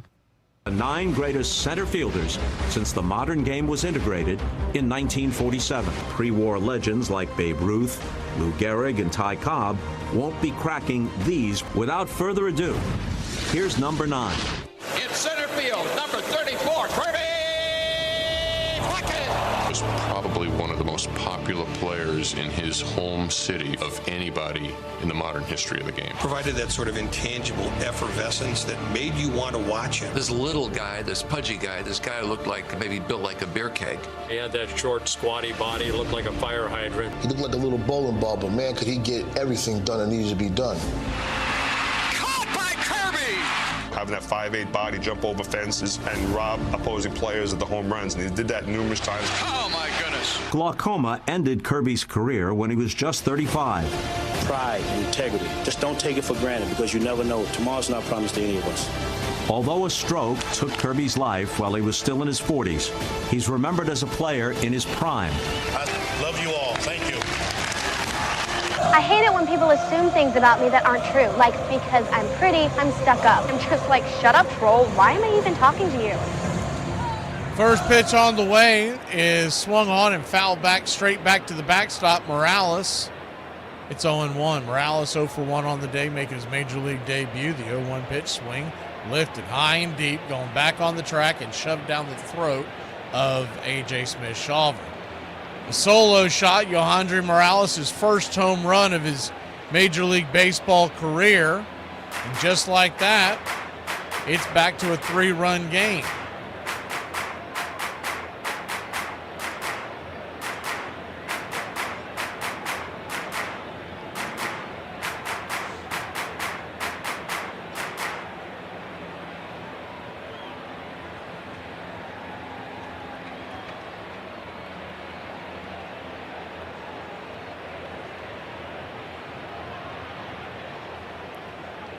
Curve ball. Misses outside for a ball. It's 1-0. That's a negatory Ghost Rider. The pattern's full. The 1-0. Right there at the knees. 1-1.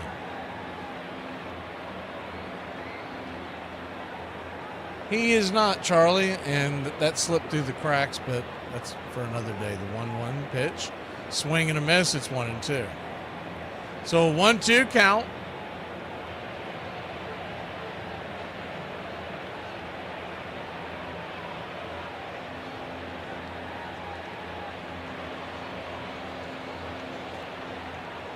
Brings it. Fouls it back.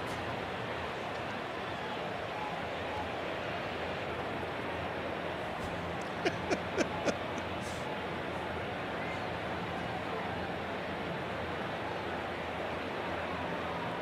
1-2 pitch, swing and a miss, strike 3, and there's one away.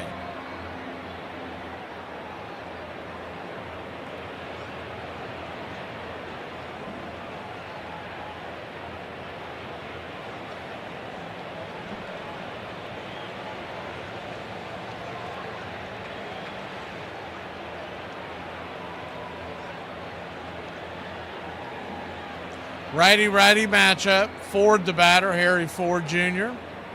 First pitch, swing, punches it foul, four-seam fastball. Into the night, it's 0-1. The 0-1.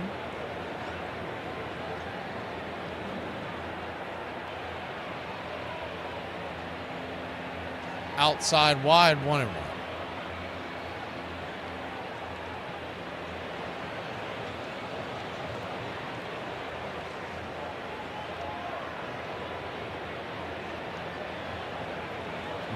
Count, swing, chops it on the ground underneath the diving glove of Austin Riley, and A.J. Smith-Shawver cannot find an out here.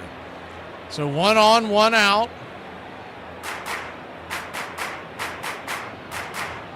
Thank you, J.G.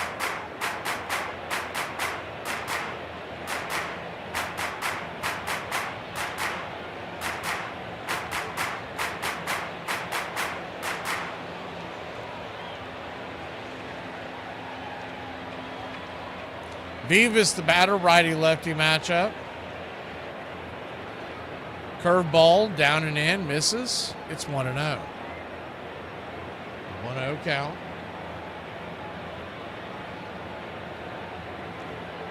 Yorbit Vivas, 1 for 1 on the day. 1-0 pitch. Runner goes, throws down to second base, and they will steal another bag on Drake Baldwin. Easy pickings down there.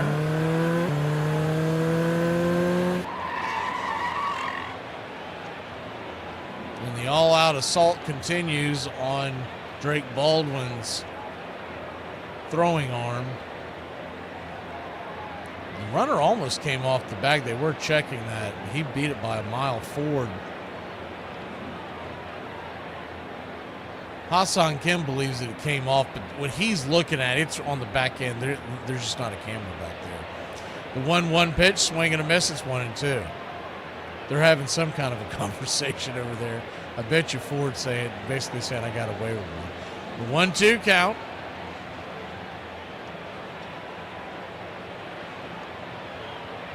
Swing.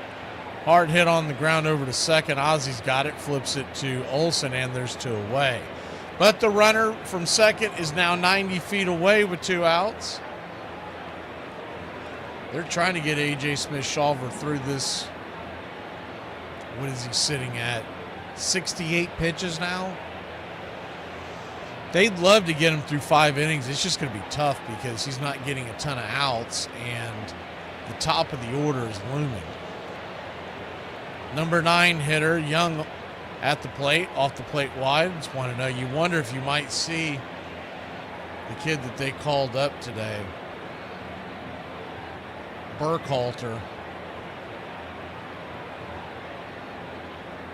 to try to bridge it to the back end of the game and see if the Braves can get some runs on the board. 1-0, outside wide, 2-1. If you're just joining us, the Braves had a golden opportunity last inning, only came up with 1 run. And it really would have made a huge difference to at least get that 1 run. If you have it 5-3 right now, it's a much different ball game. The 2-0 count. Right there, outer edge, 2-1. Hit him with the sinker. Jacob Young struck out swinging on the splitters his last time up.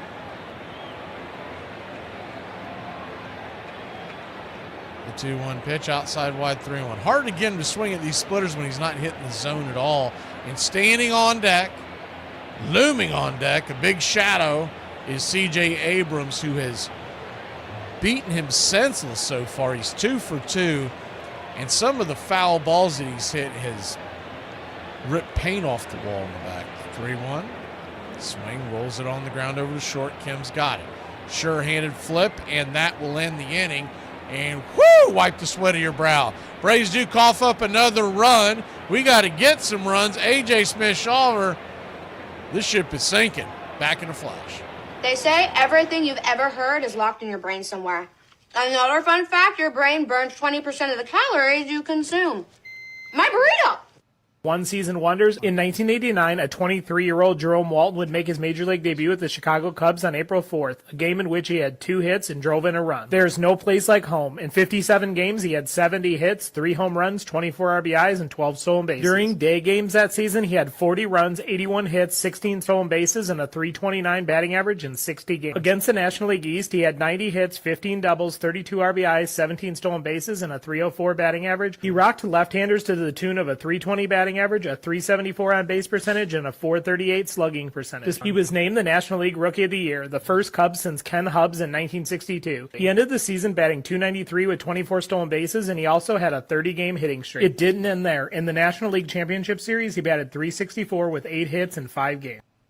Here he comes, the popular whiz kid, Richie Ashburn. I've never seen a better leadoff hitter than me. Ashburn opens up with an infield bounder that he beats out for a base hit. I would get close to 200 hits a year and 100 walks a year. Richie Ashburn opens the first inning with a walk. That's what a leadoff hitter is supposed to do. I don't think they realize how hard it is to hit 300. Richie Ashburn singles in the 5th inning for his 2nd hit. And as I look back, I'm surprised that I did it. I had great speed. I had ability with the bat in that I could keep the ball in play, and I didn't strike out much. The capstone for Richie Ashburn came in 1995 when he was inducted into the Hall of Fame in Cooperstown. I think I made the most of what I had in terms of ability, and so I have no regrets at all about my Major League career.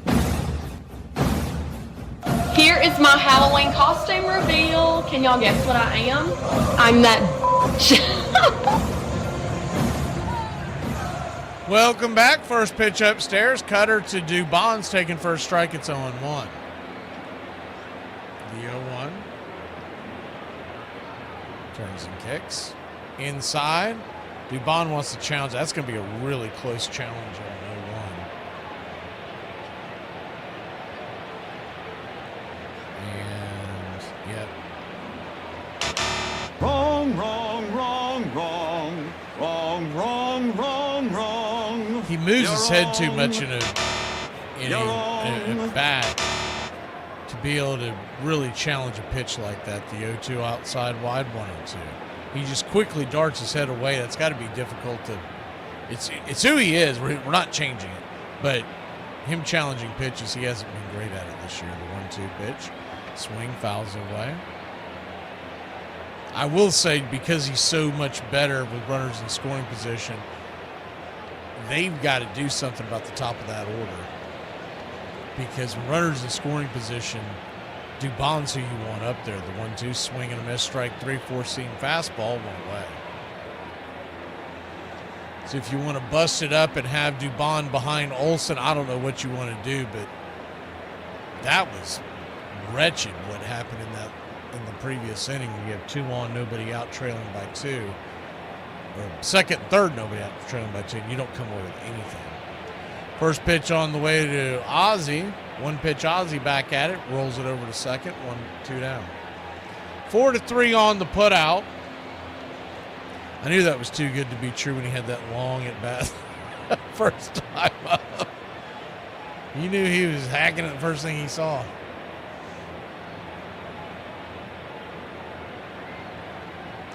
Austin Riley to the plate. Cutter misses outside wide for a ball. It's 1-0. Jake Irvin.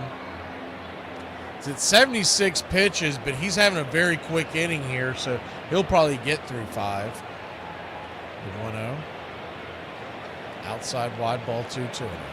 Standing on deck, if we can get Riley aboard, is Hicklin, who walked his first time up. Hassan Kim is in the hole. 1-1. The 2-0 down away. 3-0. And honest engine, like Irvin has not had great stuff tonight. And there's times we face him where he looks really good. This isn't one of those times. They just haven't been able to cash in the big spot so far. The 3-0. Taken all the way, 4-seam fastball, as you should. 3-1. 3-1 count. Braves with 3 hits. Washington with 6. The 3-1 pitch swing. Punches it up the middle, and that'll end the inning. 4-3 on the put out. Hard hit ball, but right into the teeth of the defense. We'll go to the bottom of the 4th. C.J. Abrams licking his lips, ready for A.J. Smith-Shawver. Okay, this is a genuine question to like older people. What did you do before you could look something up? Like, if you saw someone and you were like, oh, they remind me of that actor. What was that? What's his name? Like, and you couldn't, and none of your friends knew. Would you go to a library? So it kind of went like this. God, what's the name of that guy? He was in the movie. He's got like a weird name. I can't think of it. I don't know. Okay, then I'm just going to sit here and not know. And no, we could not use the library because the library was not like Google. You can't go into a library and like look at the book. The books don't answer you. So we just didn't know. Dustin Hoffman, yes! The 9 greatest center fielders. Here's number 7. He is so much fun to watch right now because he is doing everything that all the scouts told us he could do. A 2-run homer, a 3-run homer. What a performance by the 19-year-old Andrew Jones. My main thing I wanted to do is just go out there and play and be the best I can be at my position. Going at the wall, up the wall. He made the catch. What a play. He also has put himself in a level of you think he's going to catch everything. I mean, literally, when the ball leaves the bat, you figured, no, Andrew's got it. People always ask me who was the best position player that I played with, through the years, and it was Andrew Jones. Andrew Jones has done it again. The best defender that I've ever played with. 10 gold gloves, 430 homers, was my bodyguard for so many years. When you're in the conversation as the greatest of all time to play the position of center field with a guy like Willie Mays, I think that says a lot. A special thanks to the greatest center fielder that I've ever seen in Andrew Jones. To have my number retired next to Mr. Hank Aaron, number 44, blew my mind. I'm thankful for the Braves for giving me this opportunity to play the game that I love. Braves Country Radio, your home for the classic call of Braves Country Baseball. First pitch swinging, talking about coming out of your shoes. He was going for the downs on that curveball. It's 0-1.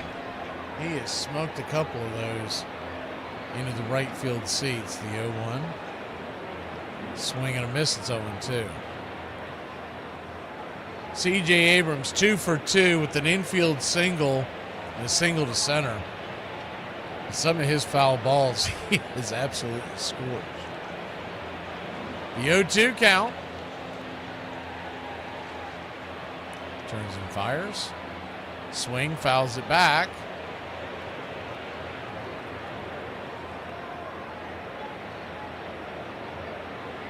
A.J. Smith-Shawver, you got to figure at best he's a bullpen option in October, assuming we make it, as the 0-2 and the dirt 1-2. Ronaldo Lopez, they're expecting him to get one more rehab start. The 1-2. Swing, pops it up. High in the sky, back behind first base. Olsen calling off Dubon. Went away. In case y'all missed that earlier in the game, earlier in the broadcast, Dubon in for Ozzie. Ozzie is the DH tonight. And I may have called Dubon Ozzie a couple times just out of habit, but Dubon is the... Oh, good, they got A.J. Smith-Shawver whistling a football out in the outfield. He's ex-football player. Let's see if he can't blow that elbow out one more time. Four-seam fastball, swung on, foul back out of play. It's 0-1. I didn't see the whole throw, but it looked like he was throwing quite a distance. 0-1. He's a high school quarterback. In the dirt, 1-1. 1-1 count.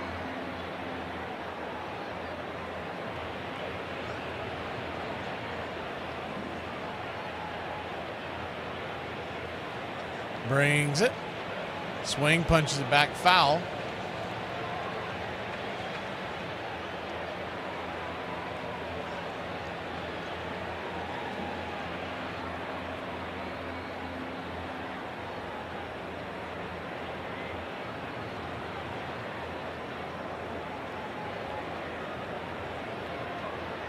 The 1-2. Swing, chops it down the line, splitter. Do it again. Brady House on deck.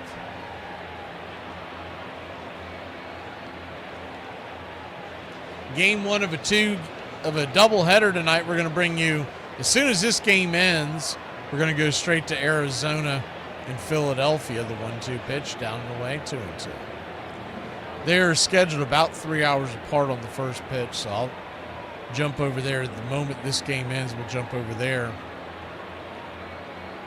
Braves have in a quick turnaround game tomorrow. The 2-2. In the dirt, bounces to the backstop.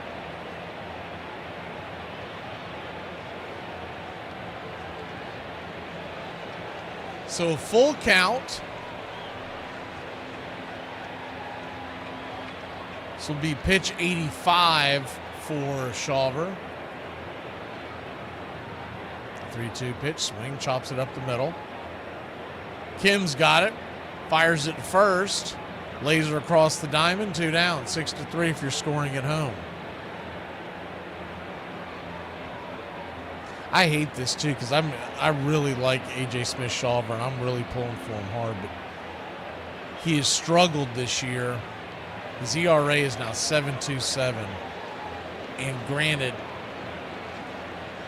you come back from a major injury like that, and with little major league experience as it is, the first pitch swinging, lifts it down the right field line, giving chase. Cunha makes a catch in the corner, and that'll end the inning. We go to the top of the fifth, trailing by 3. Braves grab the sticks when we return. War's over, man. Drop the big one. Well, since when are you the quitting kind? What? Over? Did you say over? Nothing is over until we decide it is. And it ain't over now. Who's with me? Let's go! I don't have to tell you things are bad. It's depression. Everybody's scared. Punks are running wild in the street. The air is unfit to breathe, and our food is unfit to eat. We sit watching our TVs as if that's the way it's supposed to be. We know things are bad, worse than bad. I want you to get mad. Will you fight? No!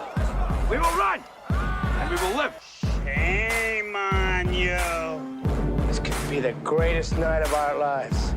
You're gonna let it be the worst. In this lifetime, you don't have to prove nothing to nobody except yourself. And after what you've gone through, if you haven't done that by now, it ain't gonna never happen. Wretched slugs. Don't any of you have the guts to play for blood?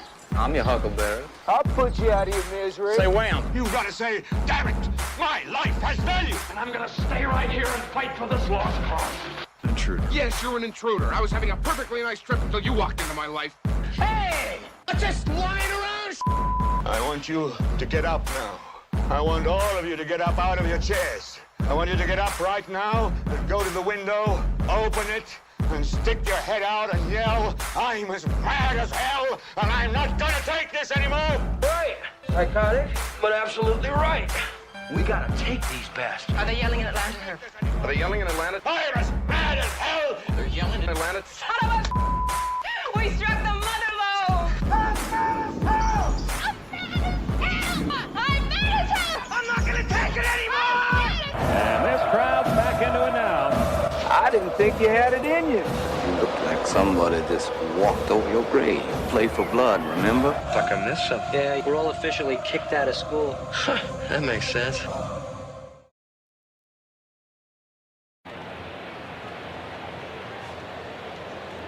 Welcome back. Irvin goes back at it. First pitch, righty-righty matchup to start off the inning.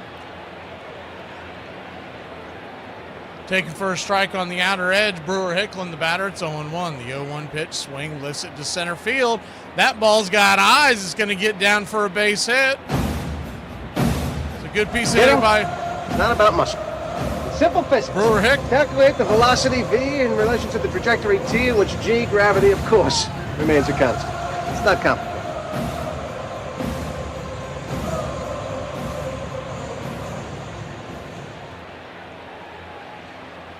One on, nobody out.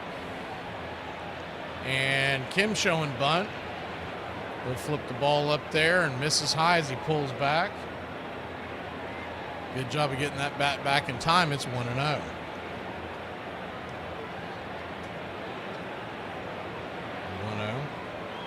If you read between the lines what they said about Raylo, 1-0 pitch right there at the knees, 1-1. Now this may change because of what happened tonight with A.J. Smith-Shawver, but essentially it looked like what they were trying to say today. When I say they, I'm talking about Weiss and company. They'll flip it over to first to keep the runner close by. He made a point of saying that he wanted to keep him stretched out if needed. It made it sound like that Raylo is not going to be coming up as soon as we thought he would. The 1-1 pitch, swing, smoked it on the ground in the hole. Diving stop over there. Attempted stop. Not a diving stop, an attempted stop over there at third base by Brady House. And it's back-to-back singles to start the fifth. Here we go again. Bottom of the order, setting the table for this offense tonight. Here comes Drake. We're going to get a mound visit out there by Simon Matthews. Or is that, no, I'm sorry, that's Butera. We're going to get a pitching change. We'll be back in a flash. I believe it's the southpaw coming in to face the Drake when we return.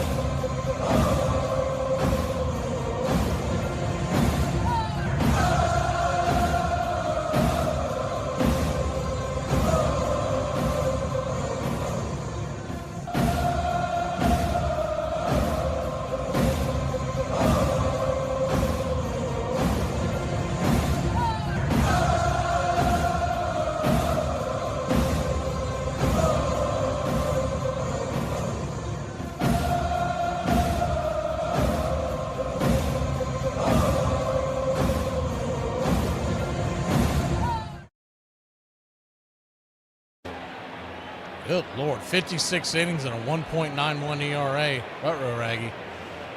Drake Baldwin will be the batter. He'll be followed by Acuna and Olsen. Runners at first and second, nobody out. Big spot here in the ball game as the Braves trail by 3. The first pitch on the way, down below the knees. It's 1-0.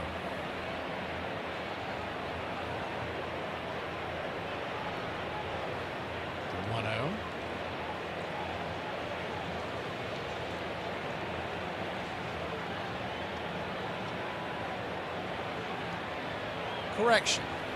Kicks and fires. Upstairs. 1-1. Stats they were showing on the screen, that was from the minor leagues. This is his major league debut. So, okay. I was wondering why I'd never heard of him. The 1-1. Swing and a miss. Oof. Drake's going to wish he hadn't heard of him. That was a bad swing. Pitched well off the plate. Couldn't pick that slider up. Slider just kept bending and bending away. And so now a 1-2 count. Brings it.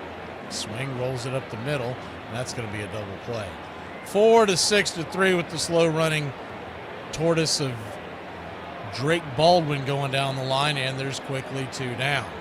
So as quickly as the threat began, Drake bangs into a double play. And it'll be up to Ron Acuna Jr. to get us on the board here in the inning.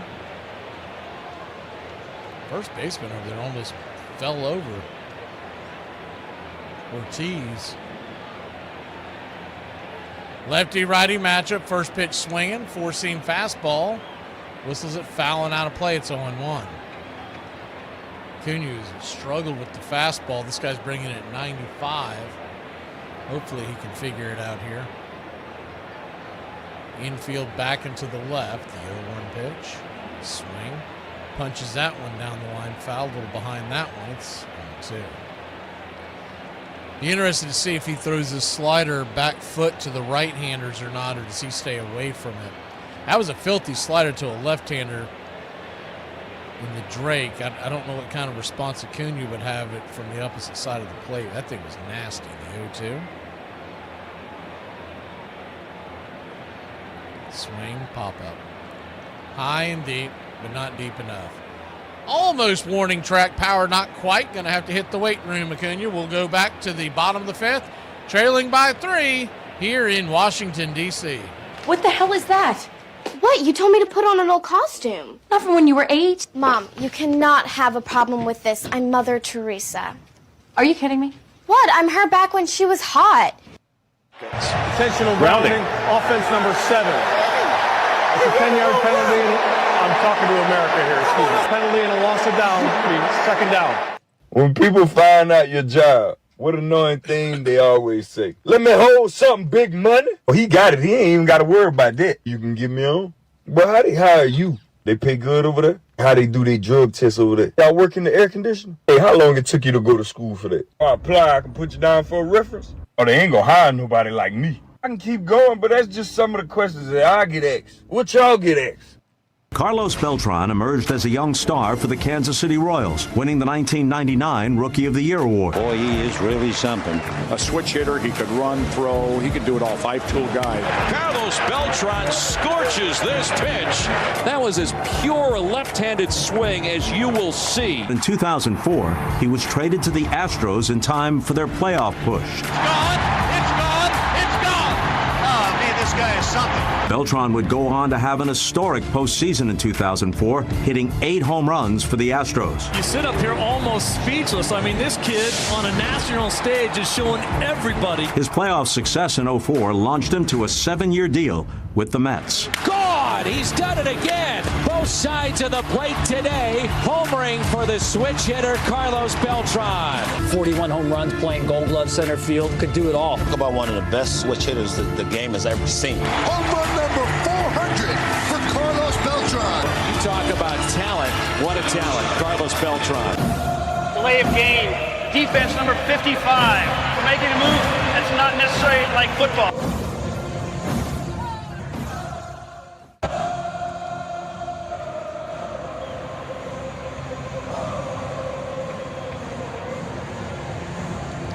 Victor Madero's coming in the game. A.J. Smith-Shawver, he gone. 4 innings, 5 earned, 6 hits. His ERA will skyrocket to 7.13 on the year. Madero's comes in to see if he can keep it where it's at. 3-run game, bottom of the 5th, first pitch upstairs, 4-seam fastball, it's 1-0.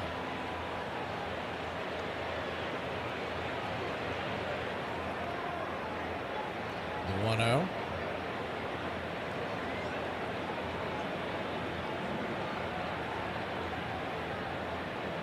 Turns and kicks. Outside wide, ball 2-0. What you can expect here is they're putting Maderos in to keep it where it's at. But if the Braves don't start to climb back into this game the next couple innings, you'll probably see the Burkhalter kid come in. The 2-0 swing. Fouls it in and out of the glove of Drake Baldwin, 2-1.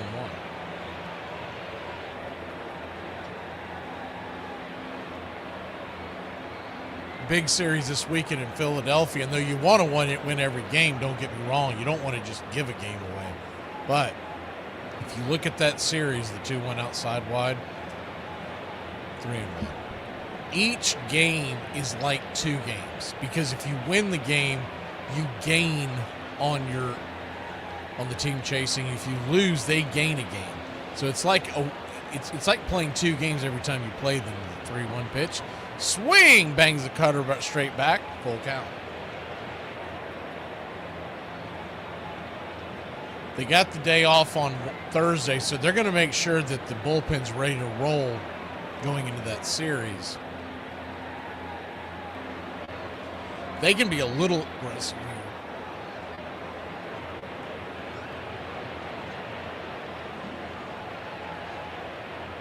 The 3-2.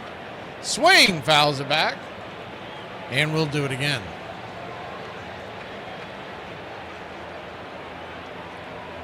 Five runs, 6 hits, no errors for Washington.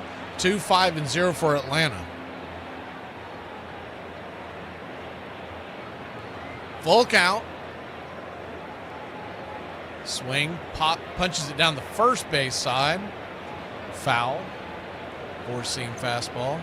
This will be pitch number 8 of the inning, but of the at-bat to start the inning. He's thrown 4 4-seamers in the at-bat. The payoff to the cleanup hitter, Lyle. Pops it back foul. We'll do it one more time. Lyle 0 for 2 on the day.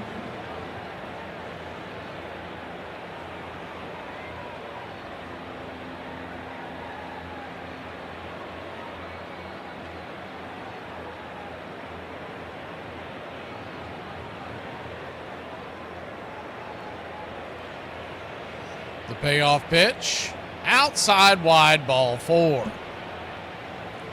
So Maderos comes out of the pen and loses the first man. Tough at bat there. Good job by Lyle working the count. And Maderos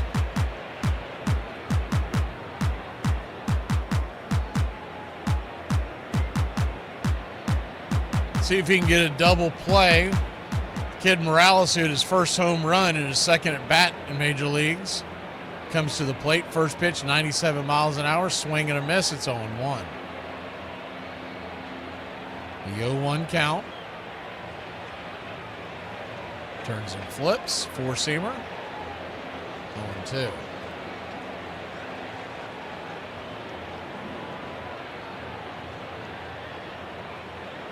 Or excuse me, 1-1. What am I saying? The 1-1 count. Swing, punches the 4-seamer back. Just got a piece of it. 1-2.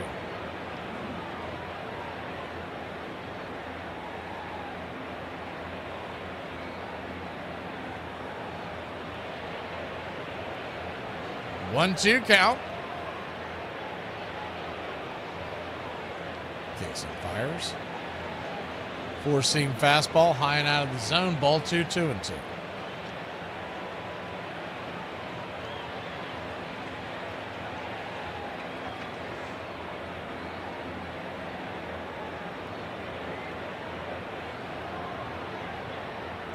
2-2, down and in, ball 3, 3-2. Looks like we're going to avoid James Wood in this series. He's been on the IL with an oblique strain. There was a lot of rumors that he was going to be back tonight for the Nationals. But he is set to play a minor league game, AA Harrisburg tonight. The 2-3-2 swing and a miss, strike 3.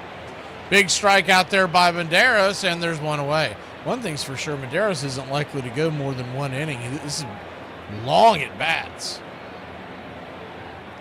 15 pitches and 1 out. And the guy's got 30 home runs, 73 RBI. I'll be glad to not see him the rest of the year. The first pitch, four-seam fastball. Ortiz pops it up high and deep into right field. Underneath it is Acuna for out number 2.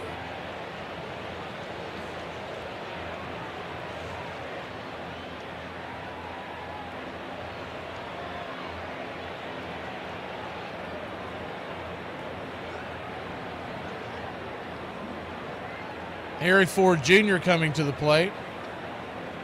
1 for 1. A walk, a single, a run, a stolen base. First pitch swinging by the youngster. He'll slap it towards right, and Acuna will not get there in time. Dangerous scoop, but he does pull off the scoop and flips it into the infield. Runners at first and second and 2 outs.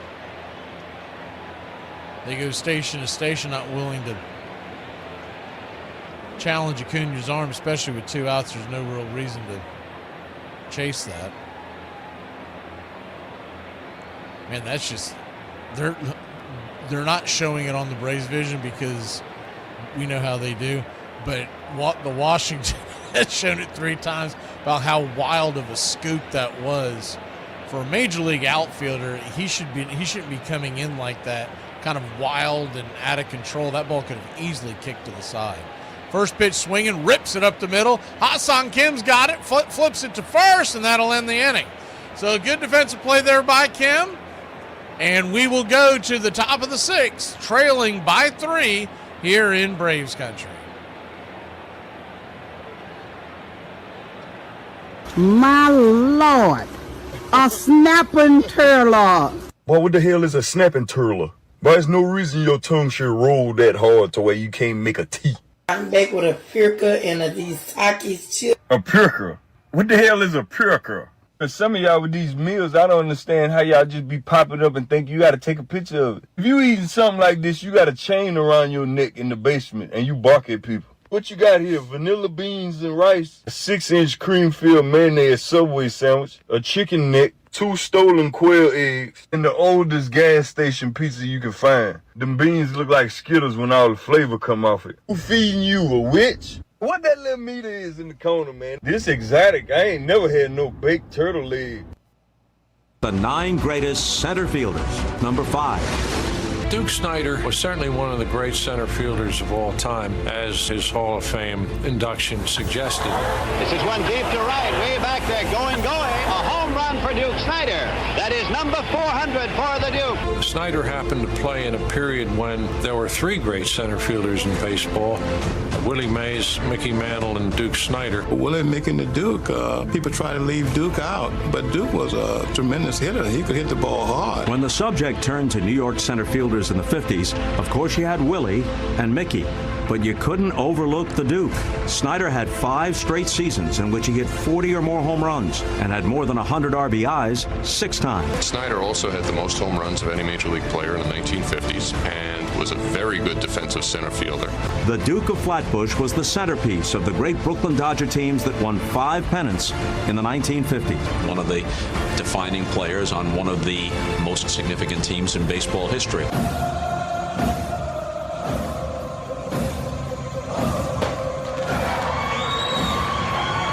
Welcome back to the club, Nudicles.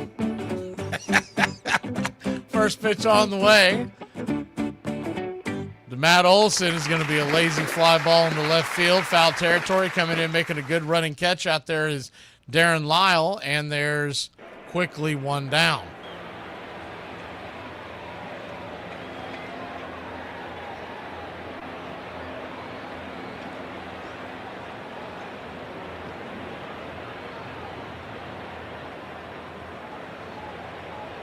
1 pitch, 1 out. And Michael Harris is second, the batter. Lefty, lefty, high and inside, whistles it by his dome. Batting helmet comes off of Harris. Hey now, hi now, ho now. 1-0. That'll wake you up. That was dangerously close to the head. You get that a lot in September with these call-ups. The 1-0. Right there at the knees, 1-1.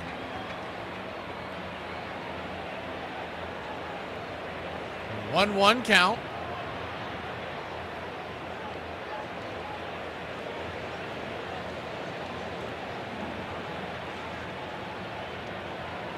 Kicks and fires.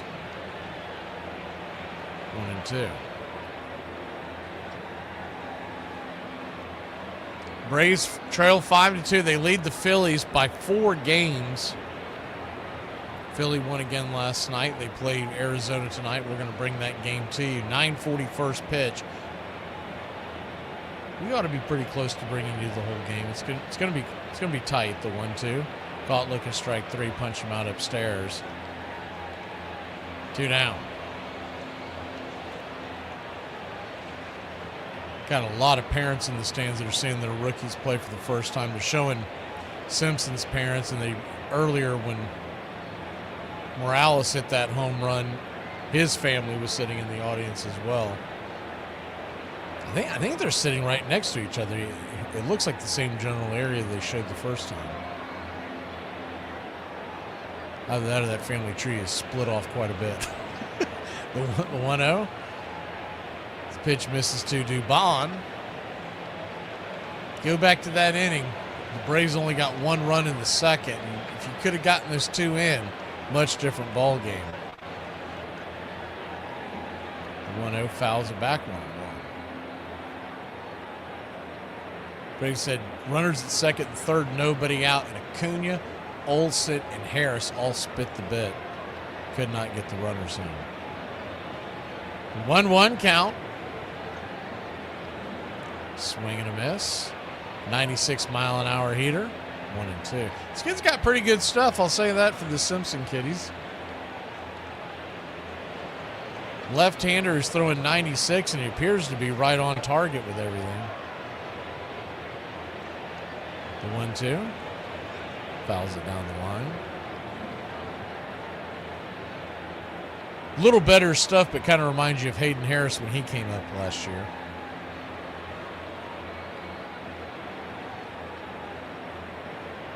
1-2 count. Brings it way outside wide. 2-2. Arizona's going to have Edward Rodriguez on the hill tonight versus Philly. Should be a pretty good pitching matchup. They have Luzardo. The 2-2. Swing. Laces it over to third. Diving stop over there by Abrams. That'll end the inning. Not known for his defense, but that was a hell of a play. We'll go to the bottom of the 6th, trailing by 3 here in Braves country.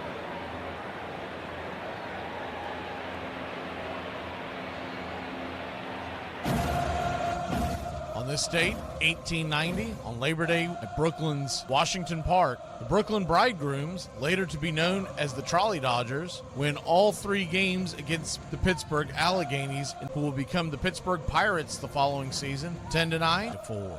On this date, 1966, Tim McCarver's 3rd inning triple, his 13th and final one of the season, plates Orlando Cepeda in the Cardinals' 7-4 victory over the Atlanta Braves at Busch Stadium.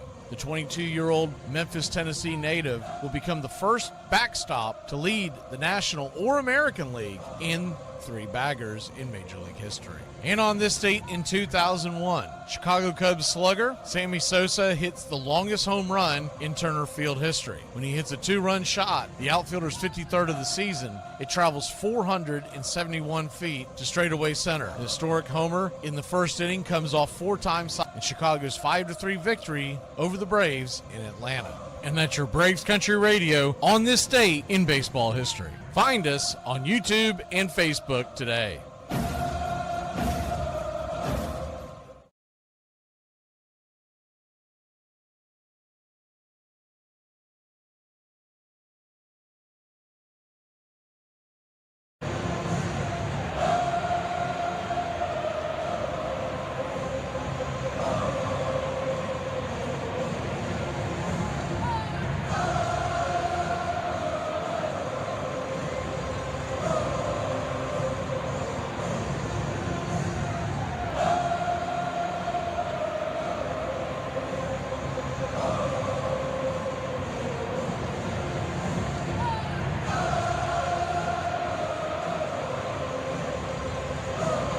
Welcome back.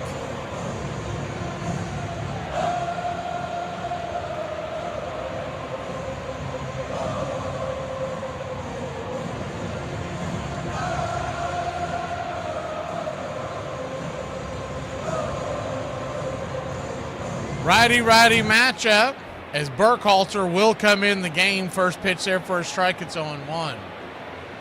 So you see how the Braves came up to the plate. They didn't do anything in that 6th inning, just like we were talking about. Blake Burkhalter, the reliever, we'll see how many innings they give him as the 0-1 misses high, 1-1. Kid's throwing hard, 95 miles an hour. I'm not as familiar with him as some of our other relievers down on the farm. Read a small bit about it, but I don't believe I've seen him. You know, I watch a lot of their AA, AAA games. The one swing and a miss, it's 1-2. I normally catch games when I know that that certain prospects are starting the game. 1-2 count. In the dirt, 2-2. If there's a game like tonight where the Braves are playing and the only team we're worried about nowadays is the Phillies are playing later. If there's a good matchup in the AA or AAA, I'll have it off to the side and keep an eye and see how certain guys are going, but they don't have my full attention, obviously. The 2-2. Swing lifted. Out to center field. That's not going to be a hard hit ball, but it will be a base hit. And it's a leadoff single against Burkhalter.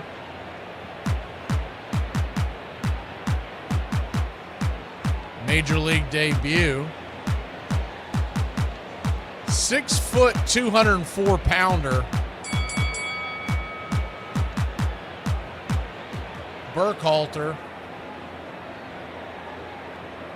They don't have anything else on him because he's so new. That's all I can tell you. He's 25 years old. Pitch on the way, swing and a miss. It's 0-1. The 0-1 count. They usually wait for them to actually have a couple of statistics before they start putting all their bio in.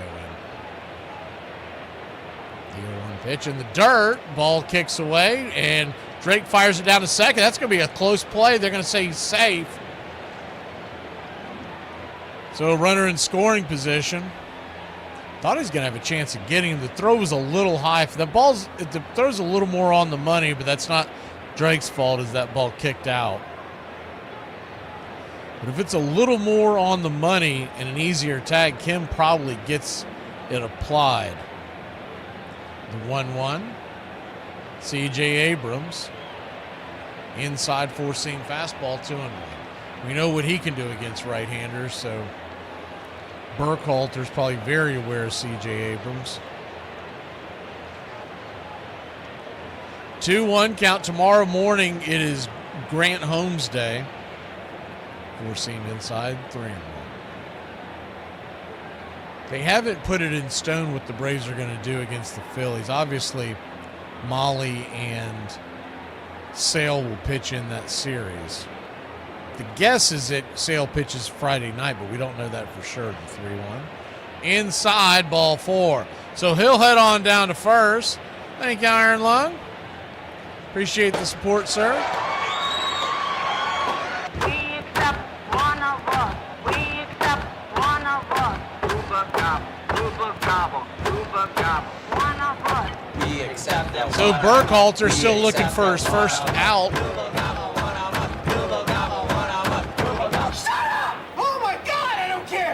Going head-to-head against Dylan Cruz here in the heart of the order for Washington. The first pitch is a cutter upstairs for a strike. It's 0-1. Just kissed the zone inside. The 0-1.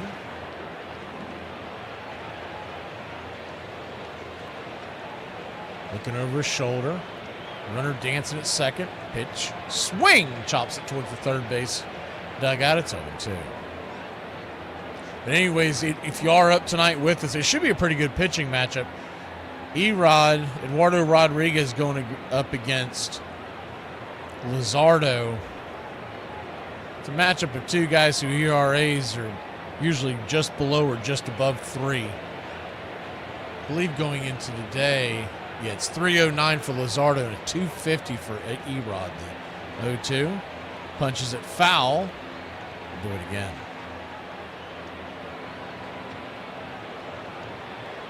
Luzardo's 12-5 on the year, and Erod's 14-4. So if there weren't guys like Chris Sale hanging out in the National League in a lot of years, this would be a battle for the Cy Young. The 0-2 pitch, swing, rips it towards right at Acuna. He just had to take a couple of steps, fires the ball into the infield, and they'll advance down to third on the throw, one down.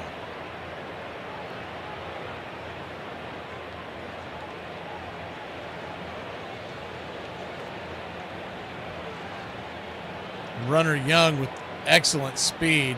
Acuna really didn't set himself up well on that catch, so Young knew he could advance with these, even with the strong arm of Acuna. He's going to have to be winding up and letting her fly from as far back as he was.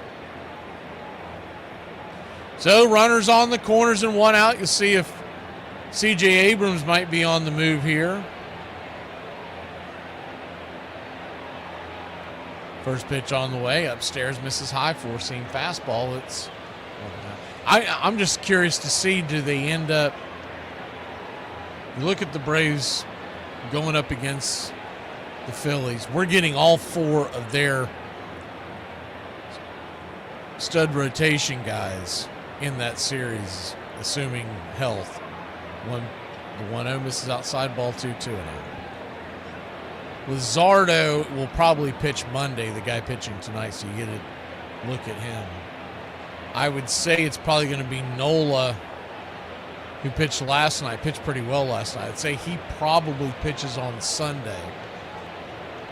They'll throw Wheeler on Saturday and Christopher Sanchez on Friday. I know I went back asswards with that, but the 2-0 pitch swing, pops it up.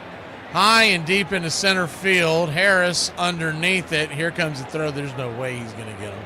The throw comes in a head-first slide. Terrible idea to throw it to the home plate.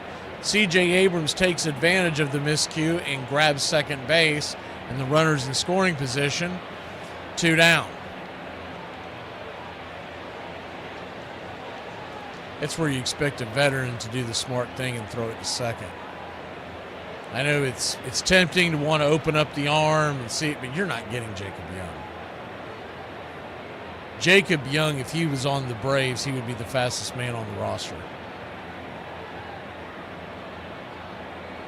Righty-lefty matchup, first pitch, high and out of the zone, four-seam fastball to Lyle. It's 1-0.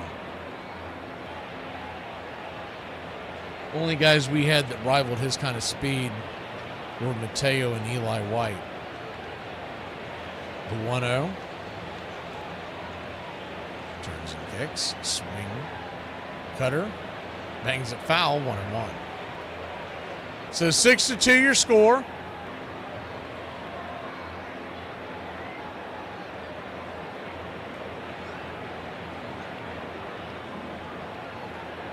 Still 3 offensive innings left for the Braves. The 1-1 high and out of the zone, 2-1.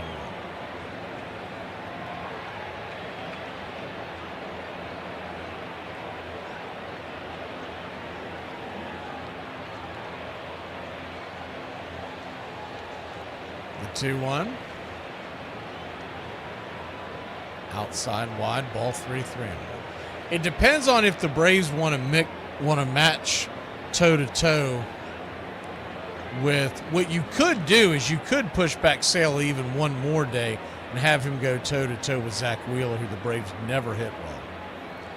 The 3-1 pitch. Swing and a miss. Chase the cutter upstairs. 3-2.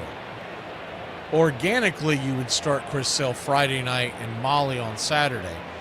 I don't hate that idea because you get a slight advantage on Friday with Sale going against Christopher Sanchez, who's pitched well against the Braves, but Wheeler's the much more feared competitor. Is the 3-2. Swing and a miss, strike 3, and that'll end the inning. We'll talk more about it when we come back. We go to the top of the 7th, Braves trailing by 4. I'm so tired of everyone thinking that I support Donald Trump just because I think he's cool and I voted for him. quite an accusation. Don't judge a book by its Keep me cover. out of this. Keep my name out your mouth.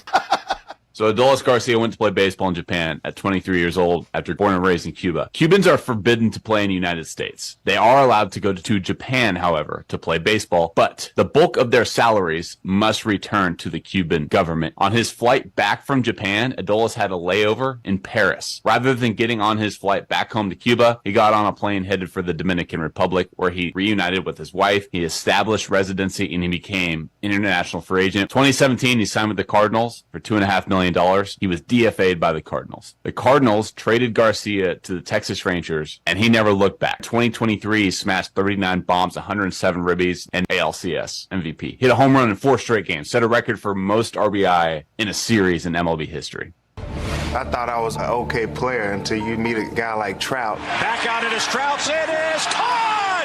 Oh, what a catch by Mike Trout! He can hit and hit for power, hit for average, and the way he runs, whew, I said, man, you have a little soul in you. You run like that. That's pretty fast. He's very strong. He has the football type of body that's able to look still graceful on a baseball diamond, whether it's stealing bases, whether it's tracking down fly balls. He's the best player I've ever seen. This kid is a stud. S-T-U-D. He naturally does everything the way it's supposed to be done. People don't understand is that he is Mickey Mantle. He is Willie Mays, Stan Musial, Ted Williams. Basically, you're talking a superstar level. He is an all-time great in the history of the sport. I think fans need to sit back and take a deep breath and tell their kid, like, son, remember this guy. He's going to be in your mind forever. No foul on the play. It was not a hold. The defender was just overpowered. Welcome back.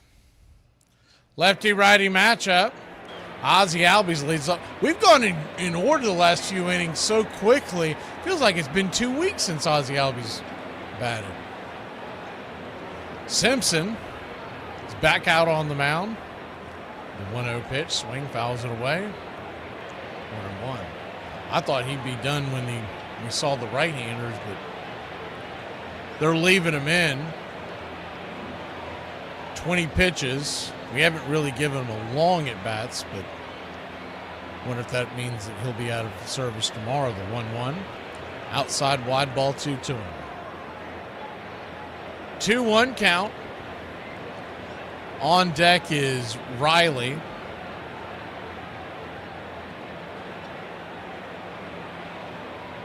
You know what Ozzie's thinking. The 2-1 pitch, swing.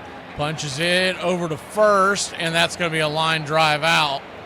Man, a hard hit ball, but just over there in time was Ortiz to snag it, keep it from going to right field. One away.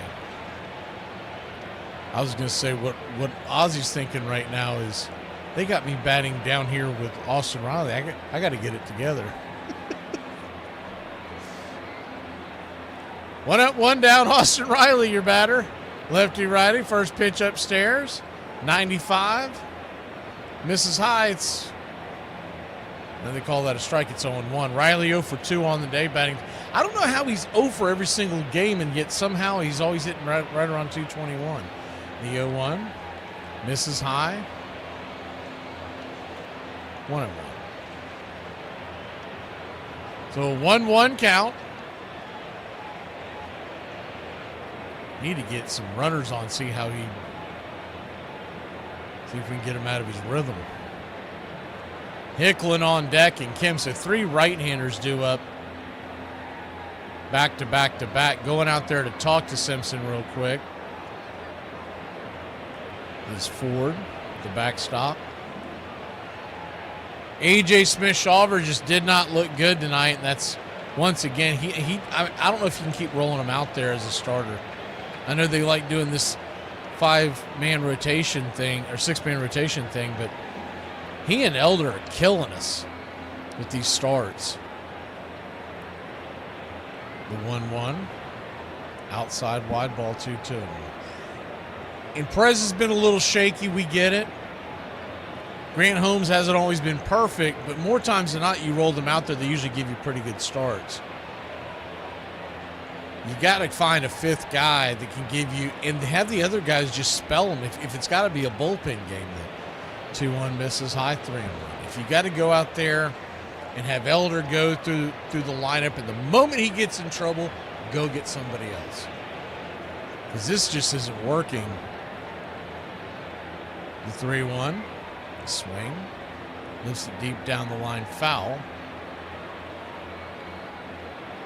On the good news of this, remember the Braves have dominated the series against the Phillies so far this year.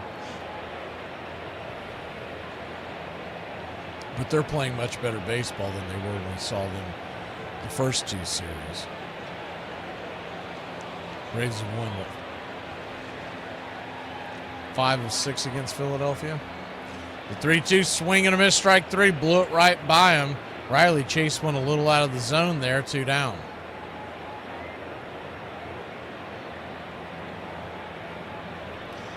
Two up, 2 down.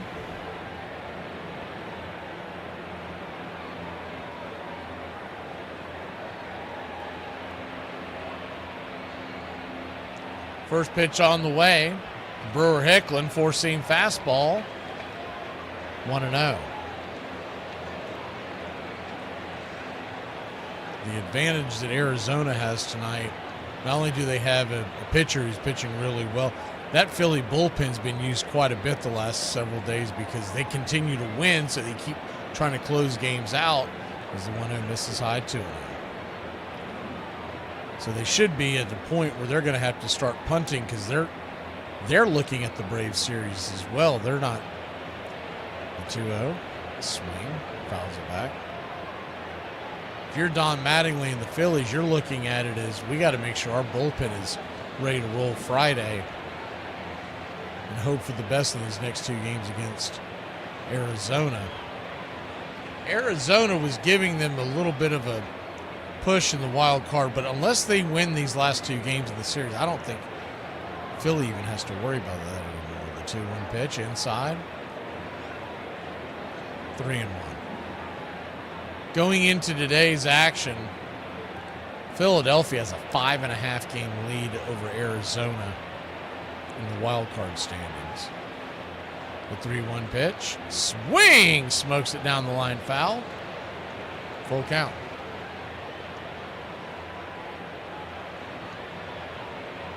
Arizona's trying to catch San Diego, but Philadelphia, they don't really have to sweat these last 2 games against Arizona. Maybe Arizona can steal 1 or 2.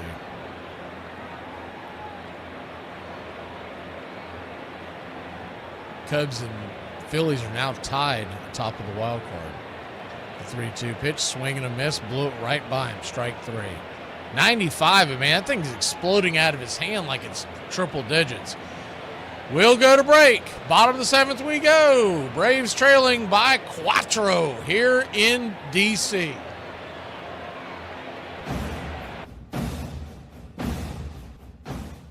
All right. I can't see you. Let me hear you.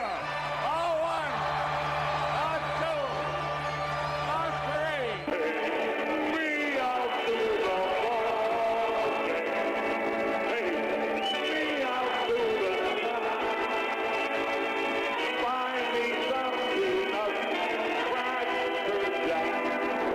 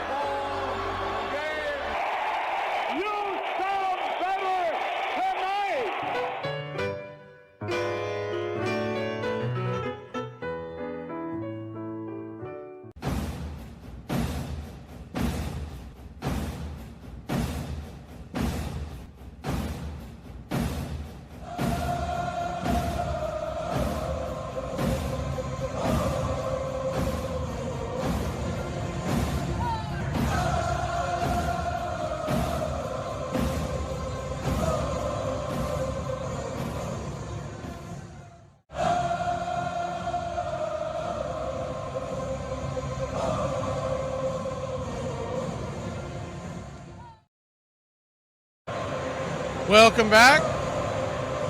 First pitch is high and out of the zone from Suter, who's on for the Atlanta Braves. Spell in the bottom of the 7th inning. Braves trail 6-2. The 1-1 count. The rookie Morales, swing and a miss. It's 1-2. He's gone sinker, four-seam changeup.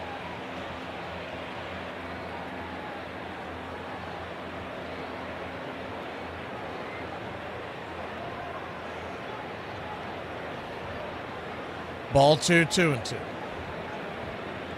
The 2-2, high and out of the zone, four-seam fastball. So it's a full count.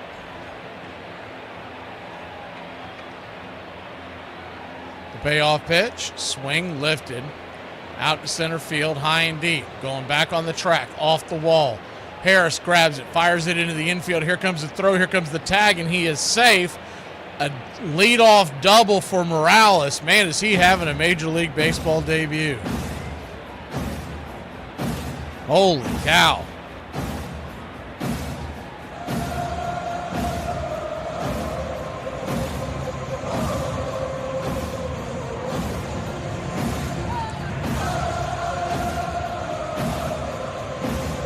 He is homered. He is now doubled.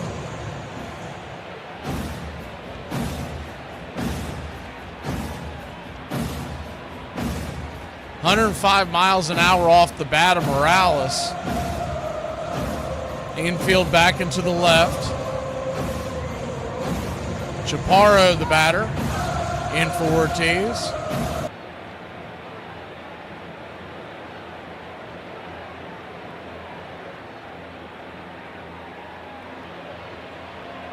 It's 0-1. The 0-1, swing and a miss. 0-2.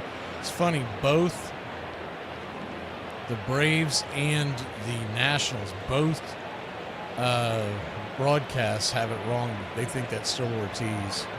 Washington just fixed it. I think the Braves will probably catch on right now, too. The 0-1. Out and away. Or excuse me, the 0-2 out and away, 1-2. Andres Chaparro, as I like to call him, El Chapo. Got to be careful here. He can absolutely rake the 1-2 pitch. Swing and a miss. Change up. Pulled the string on that, baby. One away. All in all, Suter's been a pretty good addition at the trade deadline. He's a guy that I think you definitely have to have on your postseason roster. He's a guy that can go in and get you some tough outs in the middle of the game. He's got a 4-pitch mix. First pitch up and in, sinker, right there for a strike. It's 0-1. And none of his stuff is devastating, but it's the movement and how he brings it in and out of the zone. He's done pretty well since coming to Atlanta. The 0-1 misses high. They checked down the line. He did not go around. 1-1.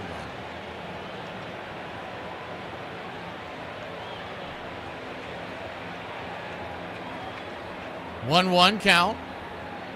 Swing and a miss. Four-seam fastball, 1-2. Month of August, 16 innings, 1 earned run, or excuse me, 2 earned runs total. Only one of those outings was with the Angels. The rest have been with Atlanta. And several multiple innings.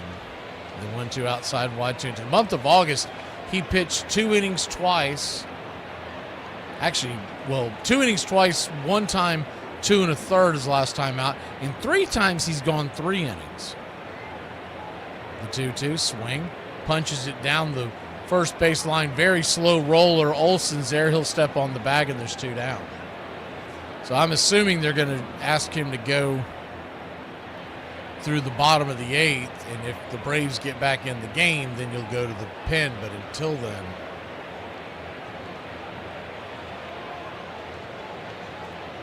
with the 40-man roster on September 1st, first pitch right there at the knees, a little above the knees, excuse me, sinker, called for a strike. It's 0-1. You only have to declare 28 guys each day. 0-1 right there, 0-2. 14 batters, 14 pitchers. It prevents teams from, in years past, if you've been watching baseball a long time, September could be brutal because, especially before the rule that you had to face 3 batters, the 0-2 in the dirt. Blocked by Drake, the runner at third will stay put. You would run into games where a team would unload who was out of the playoff race, and they would just want to see guys pitch, and you get 12 guys throw. So that's why they got rid of that idea of having an unlimited bullpen going into a game. Slider misses high, 2-2. But you, in theory, can build your team where you don't have to declare your starters as a part of your roster that day. Sinker misses high, 3-2. So in other words, a guy like Sale wouldn't have to be declared today. You could, but most teams don't do that because payoff pitch, swing, punches it foul, do it again. And it adds to the expense of the club, but if you're not going to use them, you're basically just wasting funds. Full count. Upstairs misses high, ball 4. So he'll head on down to first, and runners on the corners and 2 outs. Suter trying to keep them right where they're at. Brent Suter came over from the Angels in the trade, 37 years old, 6'4", 213-pounder. Born in Chicago, Illinois, and drafted by the Brewers. Played his college ball at Harvard. Hefner's going to go out to the mound real quick to talk to him, probably just to get him a breather.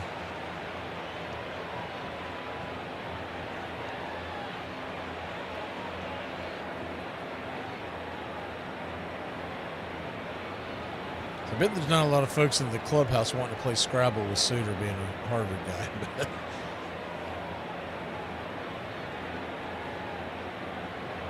It's pretty interesting that he was born in Chicago, drafted by Milwaukee, so that means he could have lived in his childhood home when he first came about. Quick flip over to first, and Suter sails it wide of the first base bag, and that'll score a run. Runner at first will go all the way to third. Bad pickoff move there by Suter.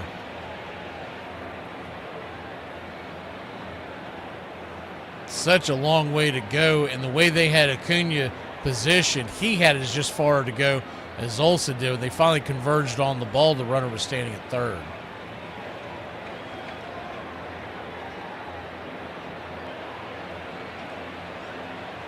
Just nowhere near the bag. When you're that close to the bag and you're throwing that hard, if you're not right on the money, it's going to be a problem. 0-1 count. Lefty-righty matchup. Swing and a miss. Four-seamer. It's 0-2.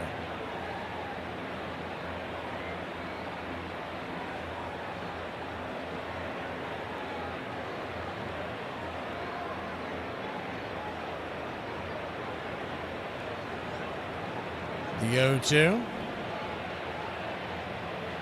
Outside wide, 1-2. 1-2 count.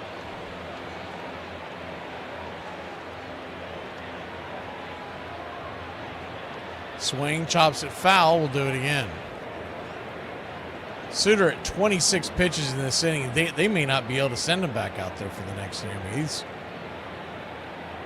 really don't want to waste another arm trailing 7-2 in the eighth unless the Braves chip away the next inning. The 1-2 pitch swing, lifts it, and that's going to dribble through into center field for a base hit. And it is a soft hit single, and the Washington Nationals 8-2 here in the bottom of the seventh.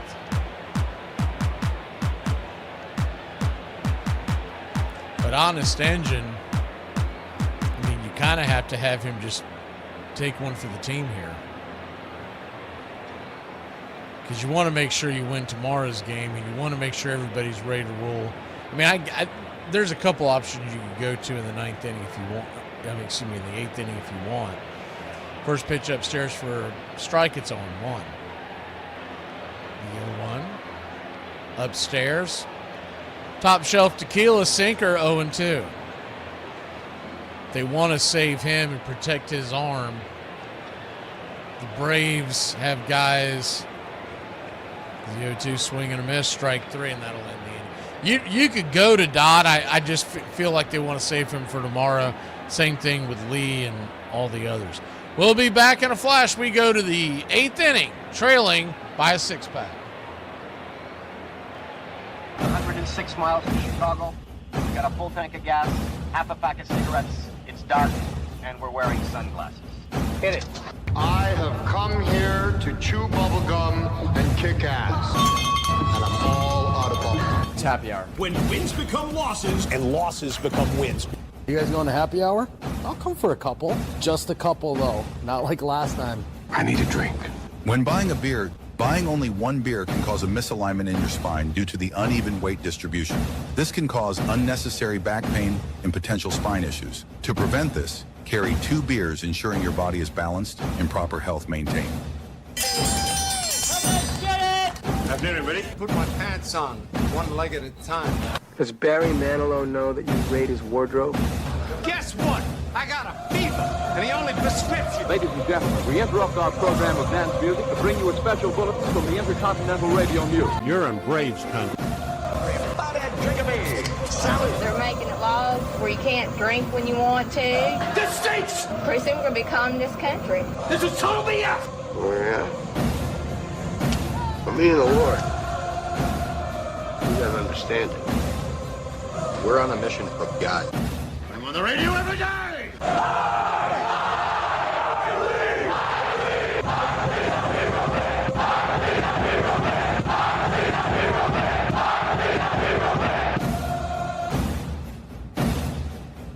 If you want to stop me, you're gonna have to kill me!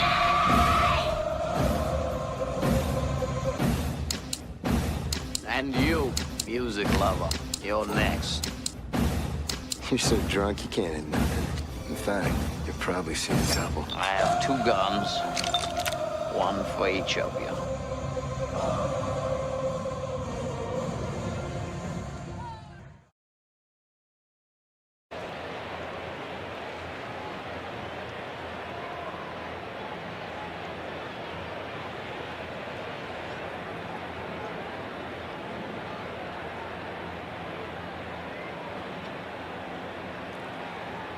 We go to the top of the 8th inning. Atlanta trails by 6, 8-2.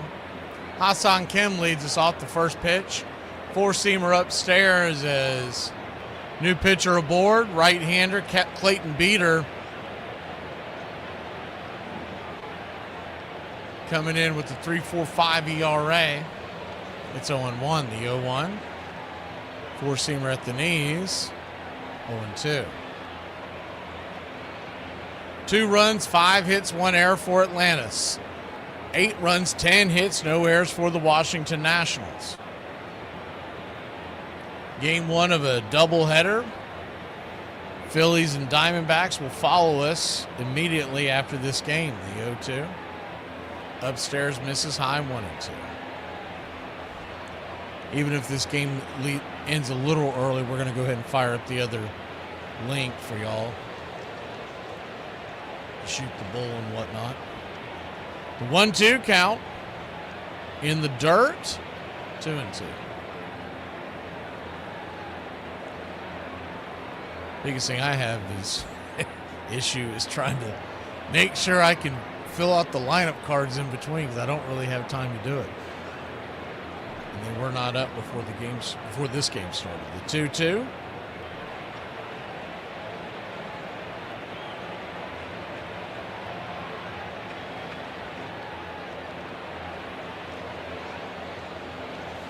Brings it. Swing. Punches it foul.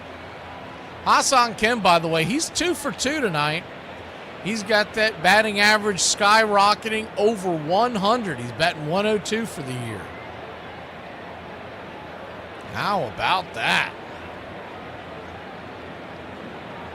The 2-2. Swing rips it into left field. That's down for a base hit. Off the glove of Dale and Lyle. 3 for 3. Ha-Seong Kim. Holy Toledo. Hitting? It's not about muscle. It's simple physics. Calculate the velocity V in relation to the trajectory T, in which G, gravity, of course, remains a constant. It's not complicated. Lock him up long term. Don't let him get away. 5 years, $100 million. Let's go. Righty-lefty matchup. First pitch on the way to Drake Baldwin. Swung on and fouled away. It's 0-1. The 0-1.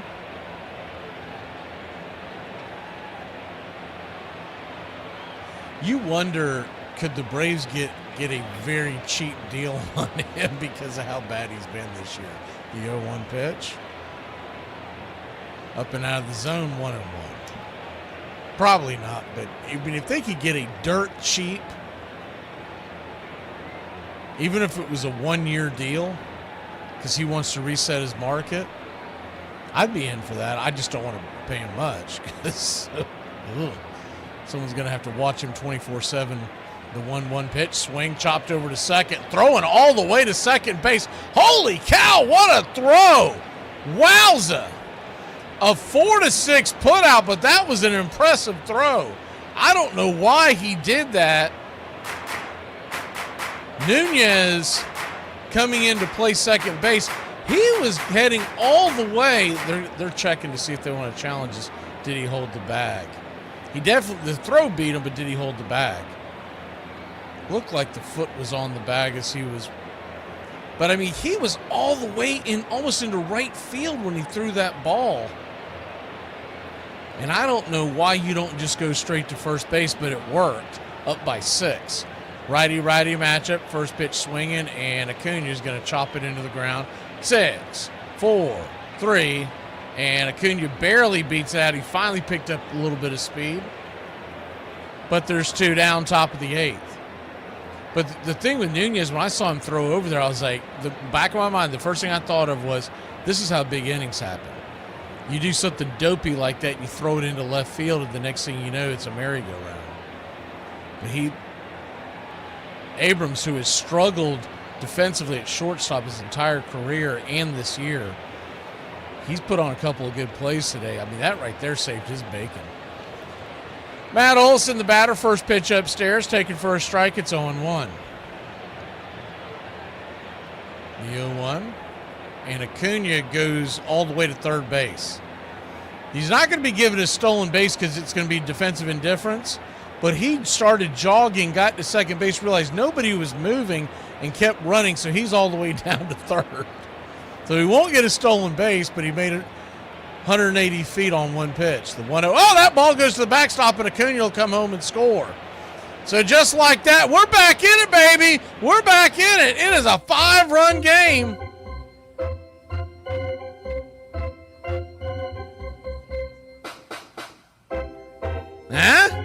Huh? Do that 5 more times, we'll be talking turkey.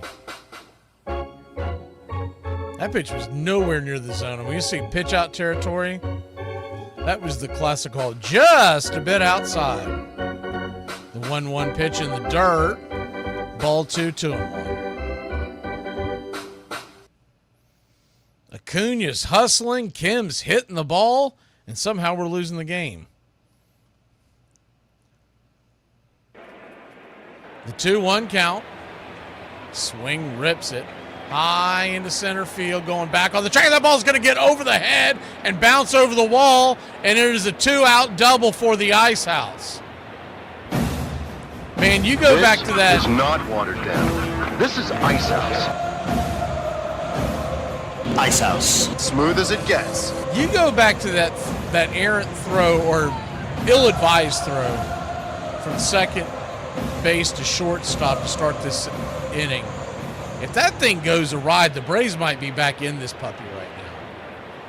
I mean, they're getting 2 beat, or they're getting some good swings on them. Braves trail 8-3. Olson's at second. There are 2 outs. But Harris comes to the plate. Righty-lefty matchup. Dubon is on deck. These are one of these situations where you almost say, don't hit a home run to kill the rally to keep the line moving. Because you got him on the ropes, and I don't think the Nationals have anyone warming up right now. I don't think he's expected to pitch the ninth. But they went out there to talk to him, probably to buy themselves some time. Righty-lefty matchup. First pitch to Harris. High and out of the zone. It's 1-0.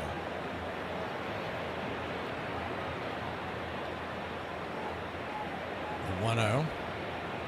Braves lead the Phillies by just 4 games.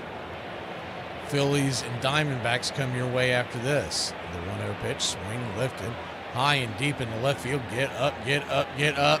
Zip, boom, bam, it's gone! Ram-a-lam-a ding-dong, a 2-run shot, and we're back in this, baby. Don't go anywhere. You know what I'm saying? I got a little razzle-dazzle. It's all right. My name is Money Mike. All right, then. Use your eyes. This ain't for play. I don't do this for fun. Might want to shave. Might want to shave somebody else. Never know.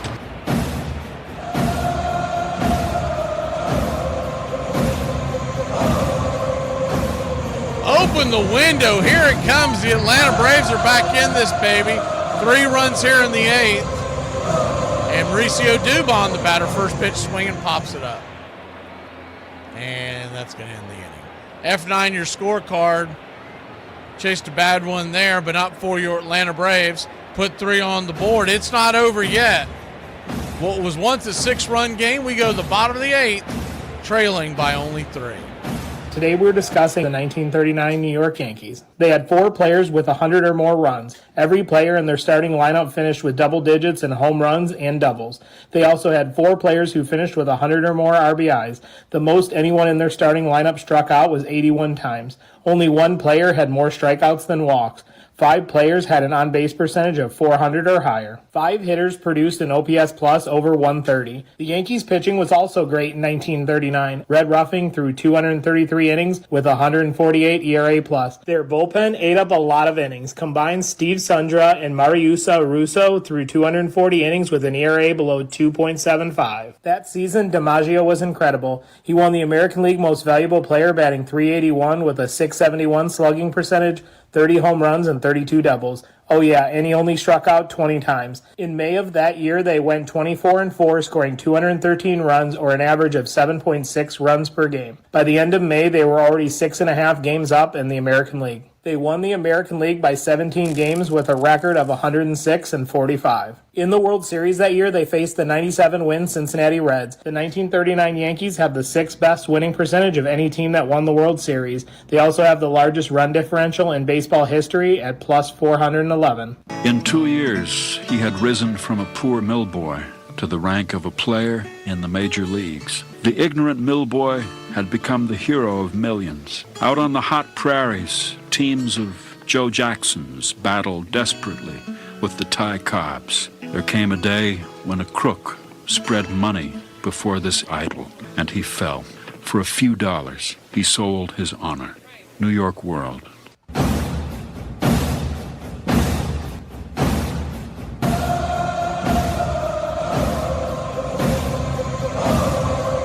Braves trail 8-5, and Suter will go back out there for another inning. First pitch upstairs to Cruz. Right there for a strike. It's 0-1. The 0-1. Kicks and fires. Four-seam fastball, 0-2.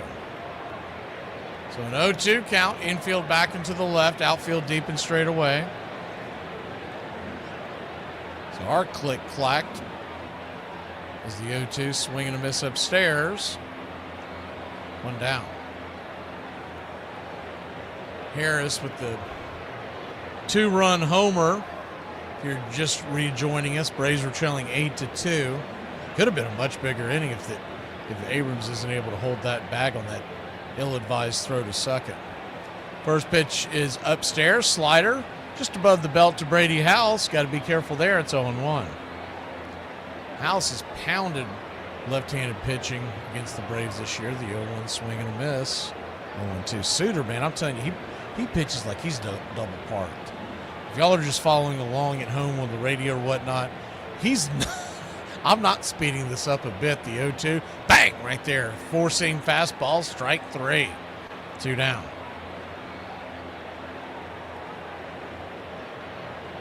Every time I see someone do that, it reminds me of when we first got the pitch clock and Jesse Chavez spring training. He was literally just grabbing the ball and tossing it back to the catcher. And it was wild because I've been calling the games for about a couple of years when they brought that in. First pitch inside, sinker misses for a ball, it's 1-0. But I instantly realized how much faster the game was going to be. The 1-0, right there, 1-1, sinker.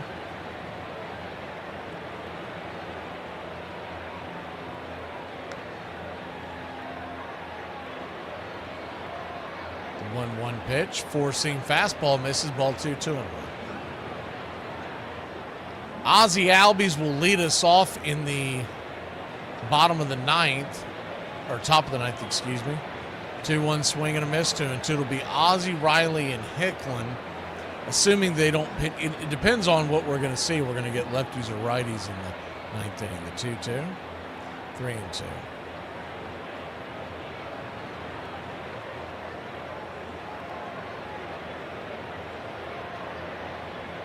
Full count. Ooh, just missed right below the knees.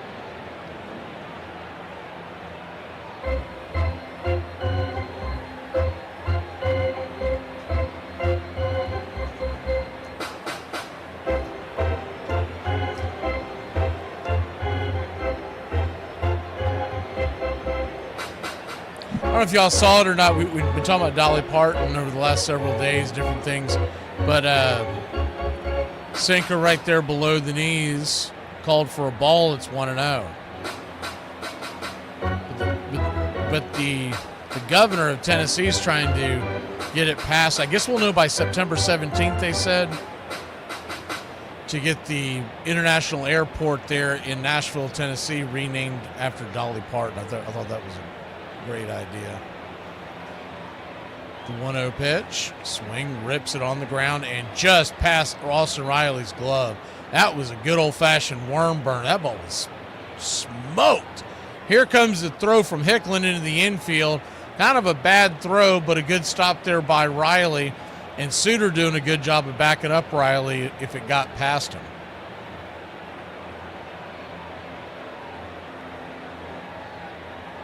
It may not mean as much to people who, but I lived in Tennessee for a long time, and she is just adored there and held at the highest regard. Pitch on the way is a changeup off the plate to Chaparro. It's 1-0.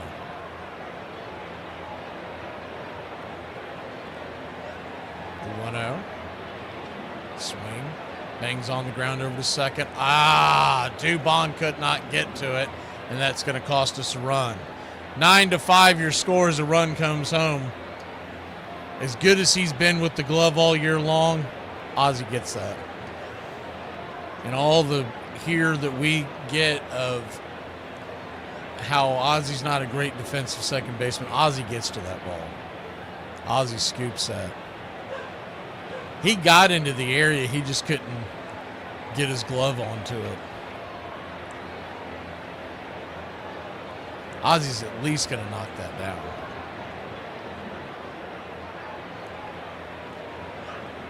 Not trying to beat up on Dubon, he plays all over the damn place, but it was just the point that we always hear how Ozzie's not a great defensive second baseman. He makes that play.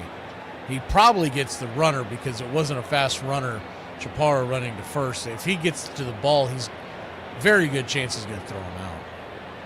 Braves trail by 4.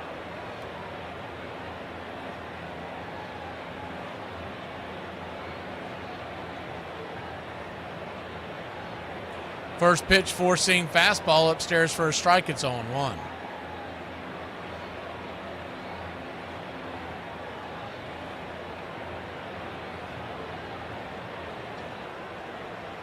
Quick flip over to first.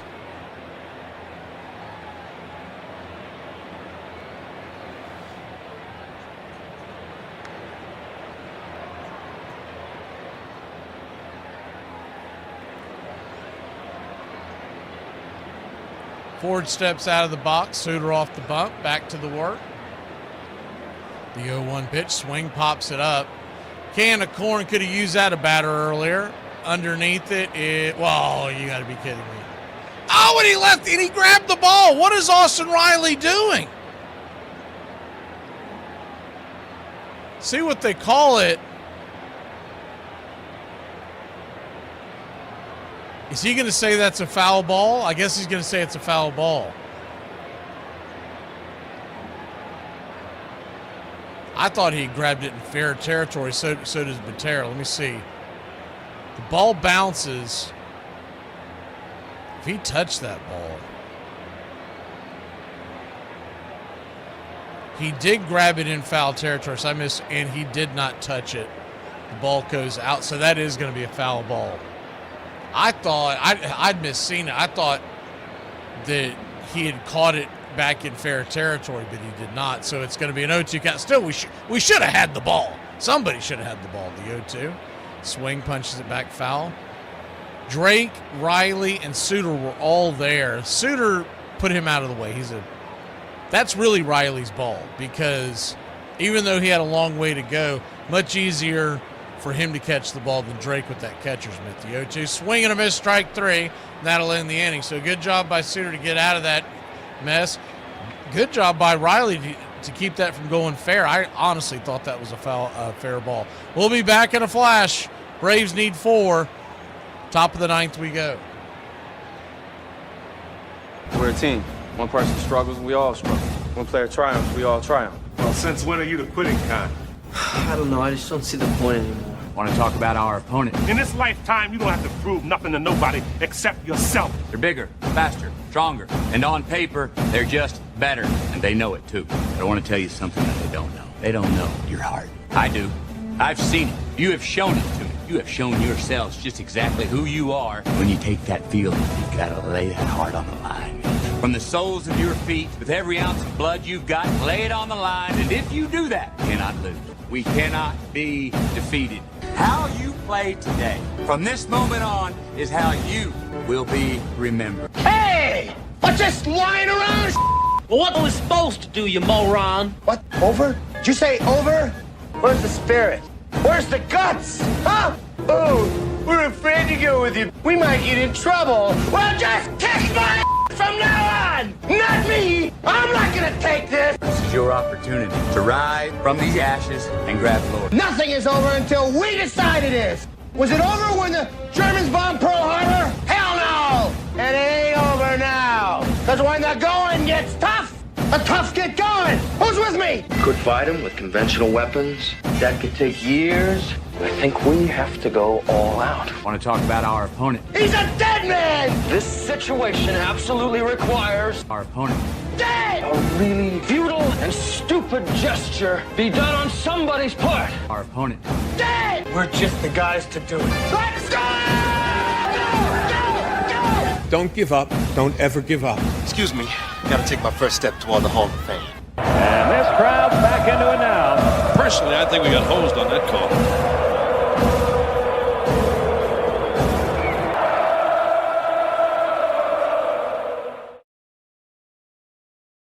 Welcome back. Orlando Ribalta is going to come on with a 3.86 ERA in 44 outings. We have seen him before. Righty-lefty matchup, first pitch inside to Ozzie Albies. 96 miles an hour, it's 1-0. 1-0.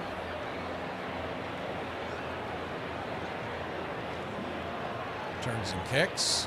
Swing, pops it up.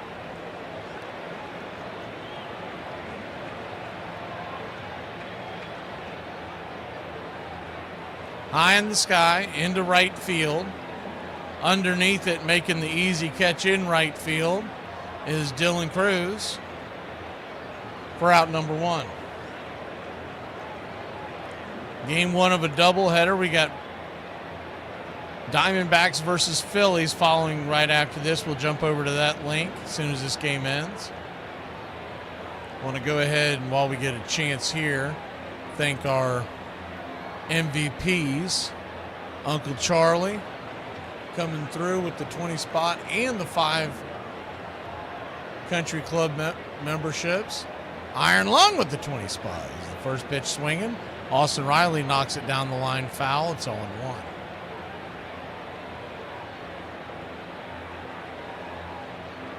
The 0-1. And Nudicles rejoining the membership. The 0-1 count, swing, whistles it down the line, foul. It's 0-2. JRG put in a buck as well. Couldn't find it for some reason. I remember us hitting the button for it. The 0-2 count. Swing and a miss, strike 3. Gosh darn it, 2 down. Thank you, Uncle Charlie.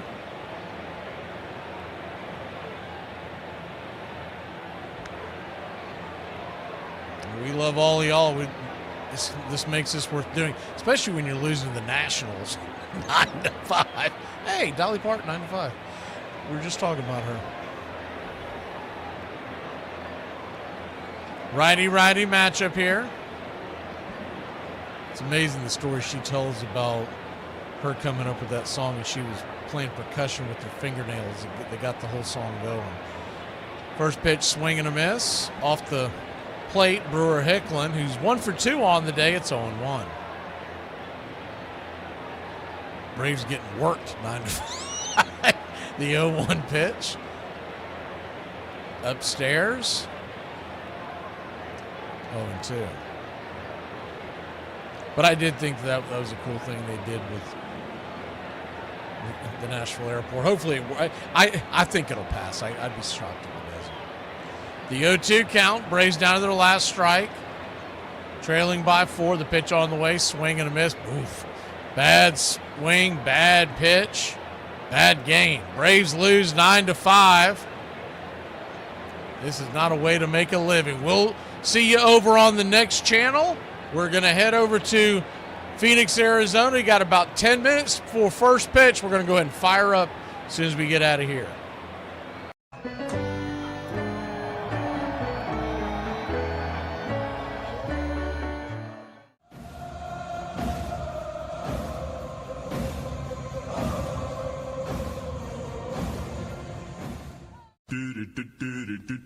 Goodbye, sweetheart. Well, it's time to go. We're back tomorrow with another show. Well, unless we're fired, we'll talk to you then. Goodbye, sweetheart. Goodbye. Goodbye. Guys and gals, it's time to go. We'll see you on the next show. Same bat time, same bat channel. It's closing time, y'all. You don't have to go home, but you can't stay here. Have a great one. On your way out, please like and subscribe. And don't forget to tip your favorite bartender. We'll see you. I'm Mac McGee, signing off for Braves Country Radio.